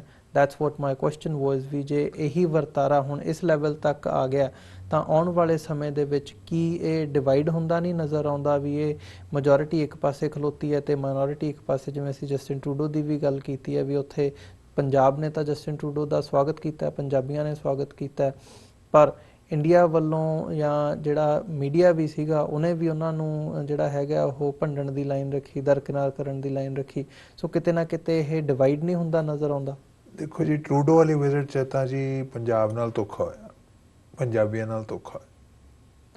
ਜਦੋਂ ਕੈਨੇਡੀਅਨ ਡੈਲੀਗੇਸ਼ਨ ਆਈ ਹੈ ਤੇ ਜਿੰਨੇ ਐਂਥੂਜ਼ੀਆਜ਼ਮ ਨਾਲ ਪੰਜਾਬੀਜ਼ ਉਹਨਾਂ ਨੂੰ ਵੈਲਕਮ ਕਰਨਾ ਚਾਹੁੰਦੇ ਸੀ ਜੀ, ਉਹ ਸਾਰੇ ਐਂਥੂਜ਼ੀਆਜ਼ਮ ਦੀ ਸਪਿਰਿਟ ਨੂੰ ਡੈਂਪਨ ਕੀਤਾ ਗਿਆ ਨੈਸ਼ਨਲੀ। ਉਹ ਤਾਂ ਬਹੁਤ ਸਾਡੇ ਨਾਲ ਗਲਤ ਹੋਇਆ। ਤੇ ਹੁਣ ਜਿਹੜੀ ਪੋਲਰਾਈਜੇਸ਼ਨ ਵਾਲੀ ਗੱਲ ਹੈ, ਉਸ ਥਰੂ ਆਊਟ ਦਾ ਕੰਟਰੀ ਤੁਸੀਂ ਦੇਖ ਰਹੇ ਹੋ ਟ੍ਰੈਂਡ ਹੈ ਜੀ। ਬਿਲਕੁਲ, ਇੱਕ ਸਟੇਟ 'ਚ ਹੈ ਨਹੀਂ ਜੀ, ਸਾਰੀਆਂ ਸਟੇਟਾਂ ਤੁਸੀਂ ਦੇਖ ਲਓ। ਉਹਦੇ ਕਰਕੇ ਕੀ ਹੋ ਰਿਹਾ ਹੈ, ਜਿਹੜੇ ਪਹਿਲਾਂ ਪਾਰਟੀਆਂ ਦੇ ਲੀਡਰਸ ਇੱਦਾਂ ਦੀਆਂ ਟੈਕਟਿਕਸ ਨਹੀਂ ਵਰਤਦੇ ਸੀ, ਹੁਣ ਉਹ ਵੀ ਵਰਤਦੇ ਆ। ਬੇਸਿਕਲੀ ਕੀ ਹੈ ਵੀ ਤੁਸੀਂ ਕੋਈ ਵੀ ਫਾਰਮੂਲਾ ਤੁਸੀਂ ਅਪਣਾਉਣ ਨੂੰ ਤਿਆਰ ਹੋ ਜਿਹਦੇ ਨਾਲ ਤੁਹਾਨੂੰ ਇਲੈਕਟੋਰਲ ਵਿਕਟਰੀ ਮਿਲ ਜਾਏਗੀ। ਤੇ ਜਦੋਂ ਕਹਿੰਦੇ ਨਾ ਕਿ ਪਹਿਲਾਂ ਮੇਰੇ ਹਿਸਾਬ ਨਾਲ ਸਿਚੁਏਸ਼ਨ ਸੀਗੀ ਵੀ ਪੰਜਾਬ 'ਚ ਅਸੀਂ ਕਹਿੰਦੇ ਸੀ vote for the lesser evil. ਜੀ, now there is no lesser evil. ਪਹਿਲਾਂ ਲੋਕੀ ਕਹਿੰਦੇ ਸੀ vote for the lesser evil. ਠੀਕ ਹੈ, ਤੁਸੀਂ ਜਿੰਨੇ ਕੈਂਡੀਡੇਟ ਹੈਗੇ ਤੁਸੀਂ, ਠੀਕ ਹੈ, ਸਾਰੇ ਸਾਫ਼ ਨਹੀਂ ਹੈ, ਪਰ ਤੁਸੀਂ ਲੈਸਰ ਈਵਲ ਨੂੰ ਵੋਟ ਕਰੋ। ਅੱਜ ਦੀ ਡੇਟ ਵਿੱਚ ਉਹ ਵੀ ਬਹੁਤ ਮੁਸ਼ਕਿਲ ਹੋ ਗਿਆ ਦੇਖਣਾ ਵੀ ਲੈਸਰ ਈਵਲ ਕੌਣ ਹੈ ਇਹਨਾਂ 'ਚੋਂ, because everyone is trying to be the bigger evil, because now the bigger evil will win the elections, not the lesser evil. ਜੀ, ਤੇ ਉਹੀ ਨਤੀਜਾ ਜੀ, ਤਾਂ ਹੀ ਪੋਲਰਾਈਜੇਸ਼ਨ ਤੁਸੀਂ ਦੇਖ ਰਹੇ ਹੋ। It is not in any particular part of the country, it is throughout. Every party tries ਕਿ ਕੋਈ ਨਾ ਕੋਈ ਟੈਕਟਿਕ ਲੱਭਦੇ ਹੈ ਪੋਲਰਾਈਜ਼ ਕਰਨ ਲਈ, ਉਹਨੂੰ ਵੋਟਾਂ ਚਾਹੀਦੀਆਂ। ਮੈਂ ਕਹਿੰਦਾ ਵੀ ਕੋਈ ਇੱਕ ਸਿੰਗਲ ਪਾਰਟੀ ਨਹੀਂ ਰਿਸਪੌਂਸਿਬਲ, ਸਾਰੀਆਂ ਪਾਰਟੀਆਂ ਰਿਸਪੌਂਸਿਬਲ ਨੇ ਇਹਦੇ ਲਈ। ਜੇ ਮੈਨੂੰ ਤੁਸੀਂ ਕੋਈ ਇੱਕ ਪਾਰਟੀ ਦੱਸ ਦਿਓ ਵੀ ਜਿਨ੍ਹਾਂ ਨੇ ਆਹ ਟੈਕਟਿਕ ਨਹੀਂ ਵਰਤੀ ਜੀ ਇੰਡੀਆ 'ਚ, ਤਾਂ ਮੈਂ ਉਹਨਾਂ ਨੂੰ ਜਾ ਕੇ ਆਪਣੇ ਆਈ ਵਿਲ ਡੈਫੀਨੇਟਲੀ ਮੈਂ ਉਹਨਾਂ ਦਾ ਆਸ਼ੀਰਵਾਦ ਜ਼ਰੂਰ ਲੈ ਕੇ ਆਊਂਗਾ, ਥੈਂਕ ਯੂ ਕਹਿ ਕੇ ਆਊਂਗਾ ਵੀ ਉਹਨਾਂ ਨੇ ਚਲੋ ਕੋਈ ਪ੍ਰਿੰਸੀਪਲ ਮੇਨਟੇਨ ਕੀਤਾ। ਆਈ ਡੋਂਟ ਥਿੰਕ ਕਿ ਕੋਈ ਵੀ ਪਾਰਟੀ ਪ੍ਰਿੰਸੀਪਲਸ ਰੱਖਦੀ ਹੈ ਇੰਡੀਆ, ਸੈਡਲੀ। ਜੀ, ਜਦ ਕਿ ਹਰ ਪਾਰਟੀ 'ਚ ਬਥੇਰੇ ਲੀਡਰਸ ਨੇ ਜਿਹੜੇ ਜੈਨੂਇਨ ਨੇ, ਜਿਨ੍ਹਾਂ ਨੂੰ ਲੋਕੀ ਵੀ ਲੁੱਕ ਅਪ ਟੂ ਦੈਮ, ਠੀਕ ਹੈ, ਜਿਨ੍ਹਾਂ ਦੀ ਇੱਜ਼ਤ ਹੁੰਦੀ ਹੈ। ਪਰ ਮੈਟਰ ਕੀ ਕਰਦਾ ਇਨ ਦੀ ਐਂਡ ਰਿਜ਼ਲਟ? ਜਦੋਂ ਐਂਡ ਰਿਜ਼ਲਟ ਇਹ ਹੈ ਵੀ ਤੁਸੀਂ ਬਾਈ ਹੁੱਕ ਔਰ ਕਰੁਕ ਤੁਸੀਂ ਪਾਵਰ 'ਚ ਆਉਣਾ ਚਾਹੁੰਦੇ ਹੋ ਜੀ, ਜੋ ਮਰਜ਼ੀ ਤੁਸੀਂ ਆਪਣੀ ਪ੍ਰਿੰਸੀਪਲਸ ਨੂੰ ਕੰਪਰੋਮਾਈਜ਼ ਕਰਕੇ, ਫਿਰ ਉਹਦੇ 'ਚ ਪੋਲਰਾਈਜੇਸ਼ਨ ਵੀ ਆਉਂਦੀ ਹੈ ਜੀ। ਤੁਸੀਂ ਜਿਹੜੀ ਮਰਜ਼ੀ ਸਟੇਟ 'ਚ ਦੇਖ ਲਓ, ਹਰ ਪਾਰਟੀ ਦਾ ਬੰਦਾ ਆਹੀ ਕੋਸ਼ਿਸ਼ ਕਰਦਾ। ਨਹੀਂ ਹੁੰਦਾ ਵੀ ਆਹ ਪਾਰਟੀ ਪੋਲਰਾਈਜ਼ ਕਰ ਰਹੀ ਹੈ ਅਸੀਂ ਨਹੀਂ ਕਰਨਾ, ਸਾਰੇ ਕਰਨ ਦੀ ਕੋਸ਼ਿਸ਼ ਕਰ ਰਹੇ ਹੈ। ਇਸ ਕਰਕੇ ਆਉਣ ਵਾਲੇ ਸਮੇਂ ਜਿਵੇਂ ਤੁਸੀਂ ਕਿਹਾ, ਬਿਕੋਜ਼ ਆਫ ਦਿਸ, ਜੇ ਤਾਂ ਹੁੰਦਾ ਨਾ ਜੀ ਇੱਕ ਪਾਰਟੀ ਕਰ ਰਹੀ ਹੈ ਦੂਜੀ ਨਹੀਂ ਕਰ ਰਹੀ, ਜੀ, ਤਾਂ ਫਿਰ ਵੀ ਕੋਈ ਫਿਊਚਰ 'ਚ ਆਪਾਂ ਕਹਿ ਸਕਦੇ ਸੀ ਵੀ ਸ਼ਾਇਦ ਸਿਚੁਏਸ਼ਨ ਇੰਪਰੂਵ ਹੋ ਜਾਏਗੀ। ਪਰ ਜਦੋਂ ਹੁਣ ਸਾਰੀਆਂ ਹੀ ਕਰਨ ਲੱਗ ਗਈਆਂ, ਫਿਰ ਮੈਨੂੰ ਨਹੀਂ ਲੱਗਦਾ ਵੀ ਇਨ ਦ ਨੀਅਰ ਫਿਊਚਰ ਐਟਲੀਸਟ ਕਿ ਆਹ ਚੀਜ਼ ਹਟਣ ਇਹਦਾ ਵਾਲੀ ਕੋਈ ਹੈ। ਸੋਲੂਸ਼ਨ ਨਿਕਲ ਬਿਲਕੁਲ, ਸਕਦਾ। ਮੇਬੀ ਉਹਦੇ ਬਾਅਦ maybe I don't know some revolution, I don't know, but ਅੱਜ ਦੇ ਹਾਲਾਤ ਜਿਹੜੇ ਹੈਗੇ ਆ, polarisation is becoming synonymous with the Indian electoral system. ਜੀ, ਜਿਵੇਂ ਅਸੀਂ ਇਲੈਕਟੋਰਲ ਸਿਸਟਮ 'ਤੇ ਗੱਲਬਾਤ ਕਰ ਰਹੇ ਹਾਂ, ਪਹਿਲਾਂ ਤੁਸੀਂ ਆਪਣੇ ਵਿਚਾਰਾਂ 'ਚ ਵੀ ਇਹ ਗੱਲ ਮੈਂਸ਼ਨ ਕੀਤੀ ਹੈ ਵੀ ਪਹਿਲਾਂ ਜਿਹੜੀ ਹੈਗੀ ਹੈ ਉਹ ਲੋਕ ਬੂਥ ਕੈਪਚਰਿੰਗ ਦਾ ਰੁਝਾਨ ਸੀ, ਫਿਰ ਪੈਸੇ ਲੈਣ ਦਾ ਉਹ ਸ਼ੁਰੂ ਹੋਇਆ, ਵੋਟਾਂ ਖਰੀਦਣ ਦਾ ਰੁਝਾਨ ਸ਼ੁਰੂ ਹੋਇਆ। ਹੁਣ ਜਦੋਂ EVM ਮਸ਼ੀਨਸ ਹੈਗੀਆਂ ਨੇ ਅਤੇ ਸੋਸ਼ਲ ਮੀਡੀਆ ਦਾ ਜ਼ਮਾਨਾ ਹੈਗਾ, ਟੈਕ ਸਾਵੀ ਨੇ ਲੋਕ, ਅਤੇ ਮਤਲਬ ਟੈਕਨੋਲੋਜੀ ਦਾ ਜਿਹੜਾ ਹੈਗਾ ਉਹ ਯੂਜ਼ ਹੁੰਦਾ ਲੋਕਾਂ ਦੀ ਜਿਹੜੇ ਮਾਈਂਡ ਸੈਟ ਨੂੰ ਜਾਂ ਨੈਰੇਟਿਵ ਨੂੰ ਕੰਟਰੋਲ ਕਰਨ ਦੇ ਲਈ। ਰੀਸੈਂਟਲੀ ਜਿਹੜਾ ਇਹ ਤੁਸੀਂ ਫੇਸਬੁੱਕ ਦਾ ਮੈਂਸ਼ਨ ਵੀ ਕੀਤਾ, ਜਿਹੜੀ ਬ੍ਰਿਟਿਸ਼ ਕੰਪਨੀ ਹੈਗੀ ਹੈ ਕੈਂਬਰਿਜ ਐਨਾਲਿਟਿਕਾ, ਉਹ ਕਿਵੇਂ ਉਹਨਾਂ ਨੇ ਜਿਹੜੀ ਥਰੂ ਆਊਟ ਵਰਲਡ ਜਿਹੜੀਆਂ ਵੋਟ ਪੋਲੀਟਿਕਸ ਨੂੰ ਜਾਂ ਲੋਕਾਂ ਦੇ ਨੈਰੇਟਿਵ ਨੂੰ ਕੰਟਰੋਲ ਕਰਨ ਦੀ ਲਾਈਨ ਉਹਨਾਂ ਵੱਲੋਂ ਸਾਹਮਣੇ ਆਈ ਹੈ। ਸੋ ਜਿਹੜੀ ਇਹ ਇੱਕ ਨਵੀਂ ਲਾਈਨ ਸਾਹਮਣੇ ਆਈ ਹੈ, ਇਹਨੂੰ ਤੁਸੀਂ ਕਿਵੇਂ ਐਨਾਲਾਈਜ਼ ਕਰਦੇ ਹੋ ਕਿ ਇਹ ਐਗਜ਼ੈਕਟਲੀ ਕੀ ਹੈਗਾ ਅਤੇ ਕਿਵੇਂ ਈਵਨ ਹੁਣ ਇੰਡੀਆ ਦੇ ਵਿੱਚ ਵੀ ਜੇ ਅਸੀਂ ਜਿਸ ਕੰਟੈਕਸ ਦੇ ਵਿੱਚ ਗੱਲ ਕਰ ਰਹੇ ਹਾਂ, BJP ਅਤੇ ਕਾਂਗਰਸ ਵੱਲੋਂ ਹੁਣ ਬਲੇਮ ਗੇਮ ਕੀਤੀ ਜਾ ਰਹੀ ਹੈ ਵੀ ਇਹ ਵੀ ਉਹਦੇ ਕਲਾਇੰਟ ਨੇ, ਇਹ ਵੀ ਉਹਦੇ ਕਲਾਇੰਟ ਨੇ, ਤੁਸੀਂ ਕੀ ਸੋਚਦੇ ਹੋ ਇਸ ਬਾਰੇ? ਮੈਨੂੰ ਲੱਗਦਾ ਹੈ ਕਿ ਸਿਚੁਏਸ਼ਨ ਇੰਨੀ ਮਾੜੀ ਹੈ ਬਈ ਇੱਕ there was another news agency international ਜਿਹੜੇ ਪੁੱਛਦੇ ਸੀ ਵੀ what do you have to say about the state of democracy in Bihar, ਅਤੇ ਮੈਂ ਇਹਨੂੰ ਐਵੇਂ ਵੇਖਦਾ ਵੀ ਜੇ ਤੁਸੀਂ ਹਿਸਟਰੀ ਵਿਜ਼ਿਟ ਕਰੋ, ਇਫ ਯੂ ਰੀਵਿਜ਼ਿਟ ਹਿਸਟਰੀ, ਉਦੋਂ ਤੁਸੀਂ ਦੇਖਦੇ ਹੋ ਵੀ 1957 ਵਿੱਚ first instance of booth capturing in India 1957 'ਚ ਹੋਇਆ ਬਿਹਾਰ 'ਚ ਜੀ। ਉਹਦੇ ਬਾਅਦ ਬਿਹਾਰ ਦੀ ਇਲੈਕਸ਼ਨਾਂ ਤੁਸੀਂ ਬਹੁਤ ਆਮ ਸੀ, ਤੁਸੀਂ ਸੁਣਦੇ ਸੀ ਕੋਈ ਬੂਥ ਕੈਪਚਰਿੰਗ ਹੋ ਗਈ, ਬੂਥ ਕੈਪਚਰ ਹੋ ਗਏ, ਬੂਥ ਕੈਪਚਰ ਹੋ ਗਏ, ਅਤੇ ਇੱਕ ਟਰੈਂਡ ਹੋ ਗਿਆ ਸੀ ਵੀ ਉਹੀ ਪਾਵਰ 'ਚ ਆਉਣਗੇ ਜਿਨ੍ਹਾਂ ਨੇ ਜ਼ਿਆਦਾ ਬੂਥ ਕੈਪਚਰ ਕੀਤੇ, ਇੱਦਾਂ ਦੀ ਫੀਲਿੰਗ ਸੈਂਟੀਮੈਂਟ ਸੀਗਾ ਪਬਲਿਕ ਵਿੱਚ। ਉਹਦੇ ਬਾਅਦ ਕੀ ਹੋਇਆ, ਜਦੋਂ ਬੂਥ ਕੈਪਚਰ ਵਾਲਾ ਟ੍ਰੈਂਡ ਜਦੋਂ ਕੰਟਰੋਲ 'ਚ ਆਇਆ, ਟਾਈਟਨ ਕੀਤੀ ਗ੍ਰਿਪ ਇਲੈਕਸ਼ਨ ਕਮਿਸ਼ਨ ਵਗੈਰਾ ਨੇ, ਉਹਦੇ ਬਾਅਦ ਜਿਹੜੇ ਕੈਂਡੀਡੇਟ ਸੀਗੇ ਉਹ ਜਿਹੜੀ ਅੰਡਰ ਪ੍ਰਿਵਿਲੇਜ ਬੰਦੇ ਸੀ ਵਿਚਾਰੇ, ਜਿਹੜੇ ਗਰੀਬ ਬੰਦੇ ਸੀ, ਉਹਨਾਂ ਨੂੰ ਪੈਸੇ ਦੇ ਕੇ, ਸ਼ਰਾਬ ਵੰਡ ਕੇ, ਐਲੀਗੇਸ਼ਨਸ ਆਉਂਦੀਆਂ, ਰਿਪੋਰਟਡ ਹੈ ਵਾਈਡਲੀ ਜੀ, ਉਹ ਵੋਟਾਂ ਮੰਗਦੇ ਸੀ। ਹੁਣ ਜਦੋਂ ਉਹ ਵੀ ਹੁਣ ਟ੍ਰੈਂਡ ਜਦੋਂ it's phasing out in the digital arena, the era, digital era, ਜਦੋਂ ਆਪਾਂ ਹੁਣ ਦੇਖਦੇ ਹਾਂ, ਹੁਣ ਜਦੋਂ ਹੁਣ ਕੈਂਬਰਿਜ ਐਨਾਲਿਟਿਕਾ ਵਾਲਾ ਜਿਹੜੀ ਸਾਰਾ ਕੇਸ ਆਇਆ ਸਾਡੇ ਸਾਹਮਣੇ ਨਾ, ਹੁਣ ਉਹਦੇ 'ਚ ਕੀ ਆ ਰਿਹਾ ਵੀ ਤੁਸੀਂ ਇੱਕ ਪ੍ਰੋਫੈਸ਼ਨਲ ਏਜੰਸੀ ਹਾਇਰ ਕਰ ਲਈ, ਉਹਨਾਂ ਨੇ ਡੇਟਾ ਸਾਇੰਟਿਸਟ ਇੰਪਲੋਏ ਕੀਤੇ ਆ, ਹੋਰ ਬੰਦੇ ਇੰਪਲੋਏ ਕੀਤੇ ਆ, ਉਹ ਫੇਸਬੁੱਕ ਯੂਜ਼ਰ ਦੀ ਸਾਈਕੀ ਸਟੱਡੀ ਕਰ ਰਹੇ ਹੈ, ਅਤੇ ਫਿਰ ਉਹਦੇ ਹਿਸਾਬ ਨਾਲ ਉਹਨਾਂ ਨੂੰ ਕਸਟਮਾਈਜ਼ ਕੰਟੈਂਟ ਫੀਡ ਕਰ ਰਹੇ ਹੈ। ਸੋ ਤੁਹਾਨੂੰ ਇੰਨਾ ਜ਼ਿਆਦਾ ਕਸਟਮਾਈਜ਼ ਕੰਟੈਂਟ ਟਾਰਗੇਟਿਡ ਫੀਡ ਹੋ ਰਿਹਾ ਹੈ ਵੀ ਤੁਸੀਂ ਬ੍ਰੇਨ ਵਾਸ਼ ਹੋ ਰਹੇ ਹੋ। So your opinion is being influenced digitally. ਮੈਂ ਕਹਿੰਦਾ ਜੇ EVM ਮਸ਼ੀਨ ਠੀਕ ਚੱਲਦੀ ਵੀ ਹੈ, ਮੈਨੂੰ ਨਹੀਂ ਪਤਾ ਵੀ EVM ਮਸ਼ੀਨ ਦੀ ਜਿਹੜੀ ਐਲੀਗੇਸ਼ਨਸ ਨੇ ਬਈ ਉਹ ਟੈਂਪਰ ਹੁੰਦੀ ਹੈ ਨਹੀਂ ਹੁੰਦੀ ਹੈ, it's a matter of investigation ਜੀ, ਠੀਕ ਹੈ ਜੀ। ਆਈ ਐਮ ਮਤਲਬ not an expert with EVM machine, ਮੈਨੂੰ ਨਹੀਂ ਪਤਾ what's behind it, ਠੀਕ ਹੈ। I would like to take it by face value ਕਿ ਠੀਕ ਹੈ ਜੇ ਵਰਤਦੇ ਹੈ ਤਾਂ ਜੈਨੂਇਨ ਹੋਣੀ ਚਾਹੀਦੀ ਹੈ, ਵਰਨਾ ਕੀ ਫਾਇਦਾ ਉਹਦਾ। ਪਰ ਜੇ ਉਹ ਜੈਨੂਇਨ ਹੈ ਵੀ ਤਾਂ ਜੇ ਤੁਹਾਡਾ ਫੇਸਬੁੱਕ ਰਾਹੀਂ ਤੁਹਾਨੂੰ ਇਨਫਲੂਐਂਸ ਕਰ ਦਿੱਤਾ ਜਾਂਦਾ ਜੀ, ਫਿਰ ਉਹਦਾ ਫਿਰ ਫਾਇਦਾ ਕੀ ਹੈ? ਤੁਸੀਂ ਬੈਲਟ ਪੇਪਰ ਯੂਜ਼ ਕਰ ਲਓ ਜਾਂ EVM ਕਰ ਲਓ, when you have been influenced, ਅਨਐਥੀਕਲੀ ਜੀ ਐਲੀਜਡਲੀ। ਤੇ ਫਿਰ ਹੁਣ ਮੇਰੇ ਲਈ ਤਾਂ ਆ ਜਿਵੇਂ ਮੈਂ ਕਿਹਾ ਵੀ ਡਿਜੀਟਲ ਬੂਥ ਕੈਪਚਰਿੰਗ ਹੋ ਗਈ ਹੈ। ਪਹਿਲਾਂ ਆਫਲਾਈਨ ਹੁੰਦੀ ਸੀ, ਹੁਣ ਸੋਸ਼ਲ ਮੀਡੀਆ ਰਾਹੀਂ ਤੁਸੀਂ ਬੰਦਿਆਂ ਨੂੰ ਇਨਫਲੂਐਂਸ ਕਰ ਲਿਆ ਇਲੈਕਸ਼ਨ ਤੋਂ ਪਹਿਲਾਂ, ਪ੍ਰੋਫੈਸ਼ਨਲ ਏਜੰਸੀ ਨੂੰ ਪੈਸੇ ਦੇ ਕੇ, ਉਹ ਵੀ ਬਾਹਰ ਦੀ ਕੰਪਨੀ। ਜੀ ਕਿੰਨੀ ਗਲਤ ਗੱਲ ਹੈ। ਤੇ ਉਹ ਪੈਸਾ ਕਿੱਥੋਂ ਆ ਰਿਹਾ? ਜੀ ਜਿਹੜੀ ਸਿਚੁਏਸ਼ਨ ਹੈ ਉਹ ਸਾਰੀ ਇਹ ਨਾ ਪੱਖੀ ਹੀ ਹੈਗੀ ਆ। ਤੇ ਇਸ ਤੋਂ ਵੀ ਮਾੜੀ ਗੱਲ ਇਹ ਹੈ ਵੀ ਜੇ ਇੱਕ ਪਾਰਟੀ ਨੇ ਵਰਤਿਆ ਵੀ ਹੈ ਇੱਦਾਂ ਦੀ ਕੰਪਨੀ ਨੂੰ, ਸਾਡੇ ਮੁਲਕ 'ਚ ਸਿਚੁਏਸ਼ਨ ਇੱਦਾਂ ਦੀ ਹੈ ਵੀ ਜਿਹੜੀ ਆਪੋਜੀਸ਼ਨ ਹੈ ਨਾ, ਉਹ ਆ ਨਹੀਂ ਕਹੇਗੀ ਵੀ ਇਹਨਾਂ ਨੂੰ ਸਜ਼ਾ ਦਿਵਾਓ, ਇਹਨਾਂ ਨੇ ਗਲਤ ਕੀਤਾ। ਉਹ ਕੋਸ਼ਿਸ਼ ਕਰੂਗੀ ਵੀ ਅਸੀਂ ਕਿਵੇਂ ਵਰਤੀਏ। That is a situation. ਜੀ ਇਸ ਤੋਂ ਮਾੜੀ ਗੱਲ ਨਹੀਂ ਹੋ ਸਕਦੀ ਵੀ ਜੇ ਤੁਸੀਂ ਬਾਹਰ ਦੀ ਕੰਪਨੀ ਨੂੰ ਹਾਇਰ ਕਰਕੇ ਤੁਸੀਂ ਇਲੈਕਸ਼ਨ ਜਿੱਤ ਗਏ ਤਾਂ ਮੈਂ ਆਪੋਜੀਸ਼ਨ ਆ, ਮੈਨੂੰ ਪਤਾ ਲੱਗ ਗਿਆ ਵੀ ਤੁਸੀਂ ਇੱਦਾਂ ਕੀਤਾ, ਮੈਂ ਆ ਨਹੀਂ ਕੋਸ਼ਿਸ਼ ਕਰੂੰਗਾ ਵੀ ਤੁਸੀਂ ਗਲਤ ਕੀਤਾ, you should hold you accountable, ਉਹ ਬਾਹਰ ਦੀ ਕੰਪਨੀ ਨੂੰ ਇੱਦਾਂ ਤੁਸੀਂ ਇਨਵੋਲਵ ਨਹੀਂ ਕਰਨਾ ਚਾਹੀਦਾ ਸੀ। ਮੈਂ ਆਪਣੇ ਸਾਰੇ ਰਿਸੋਰਸਿਸ ਲਾ ਦੂੰਗਾ ਵੀ ਆਪਾਂ ਕਿਵੇਂ ਵਰਤੀਏ। ਜੀ ਬਿਲਕੁਲ। ਫਿਰ ਉਸ ਤੋਂ ਜ਼ਿਆਦਾ ਡੇਂਜਰਸ ਗੱਲ ਨਹੀਂ ਹੋ ਸਕਦੀ।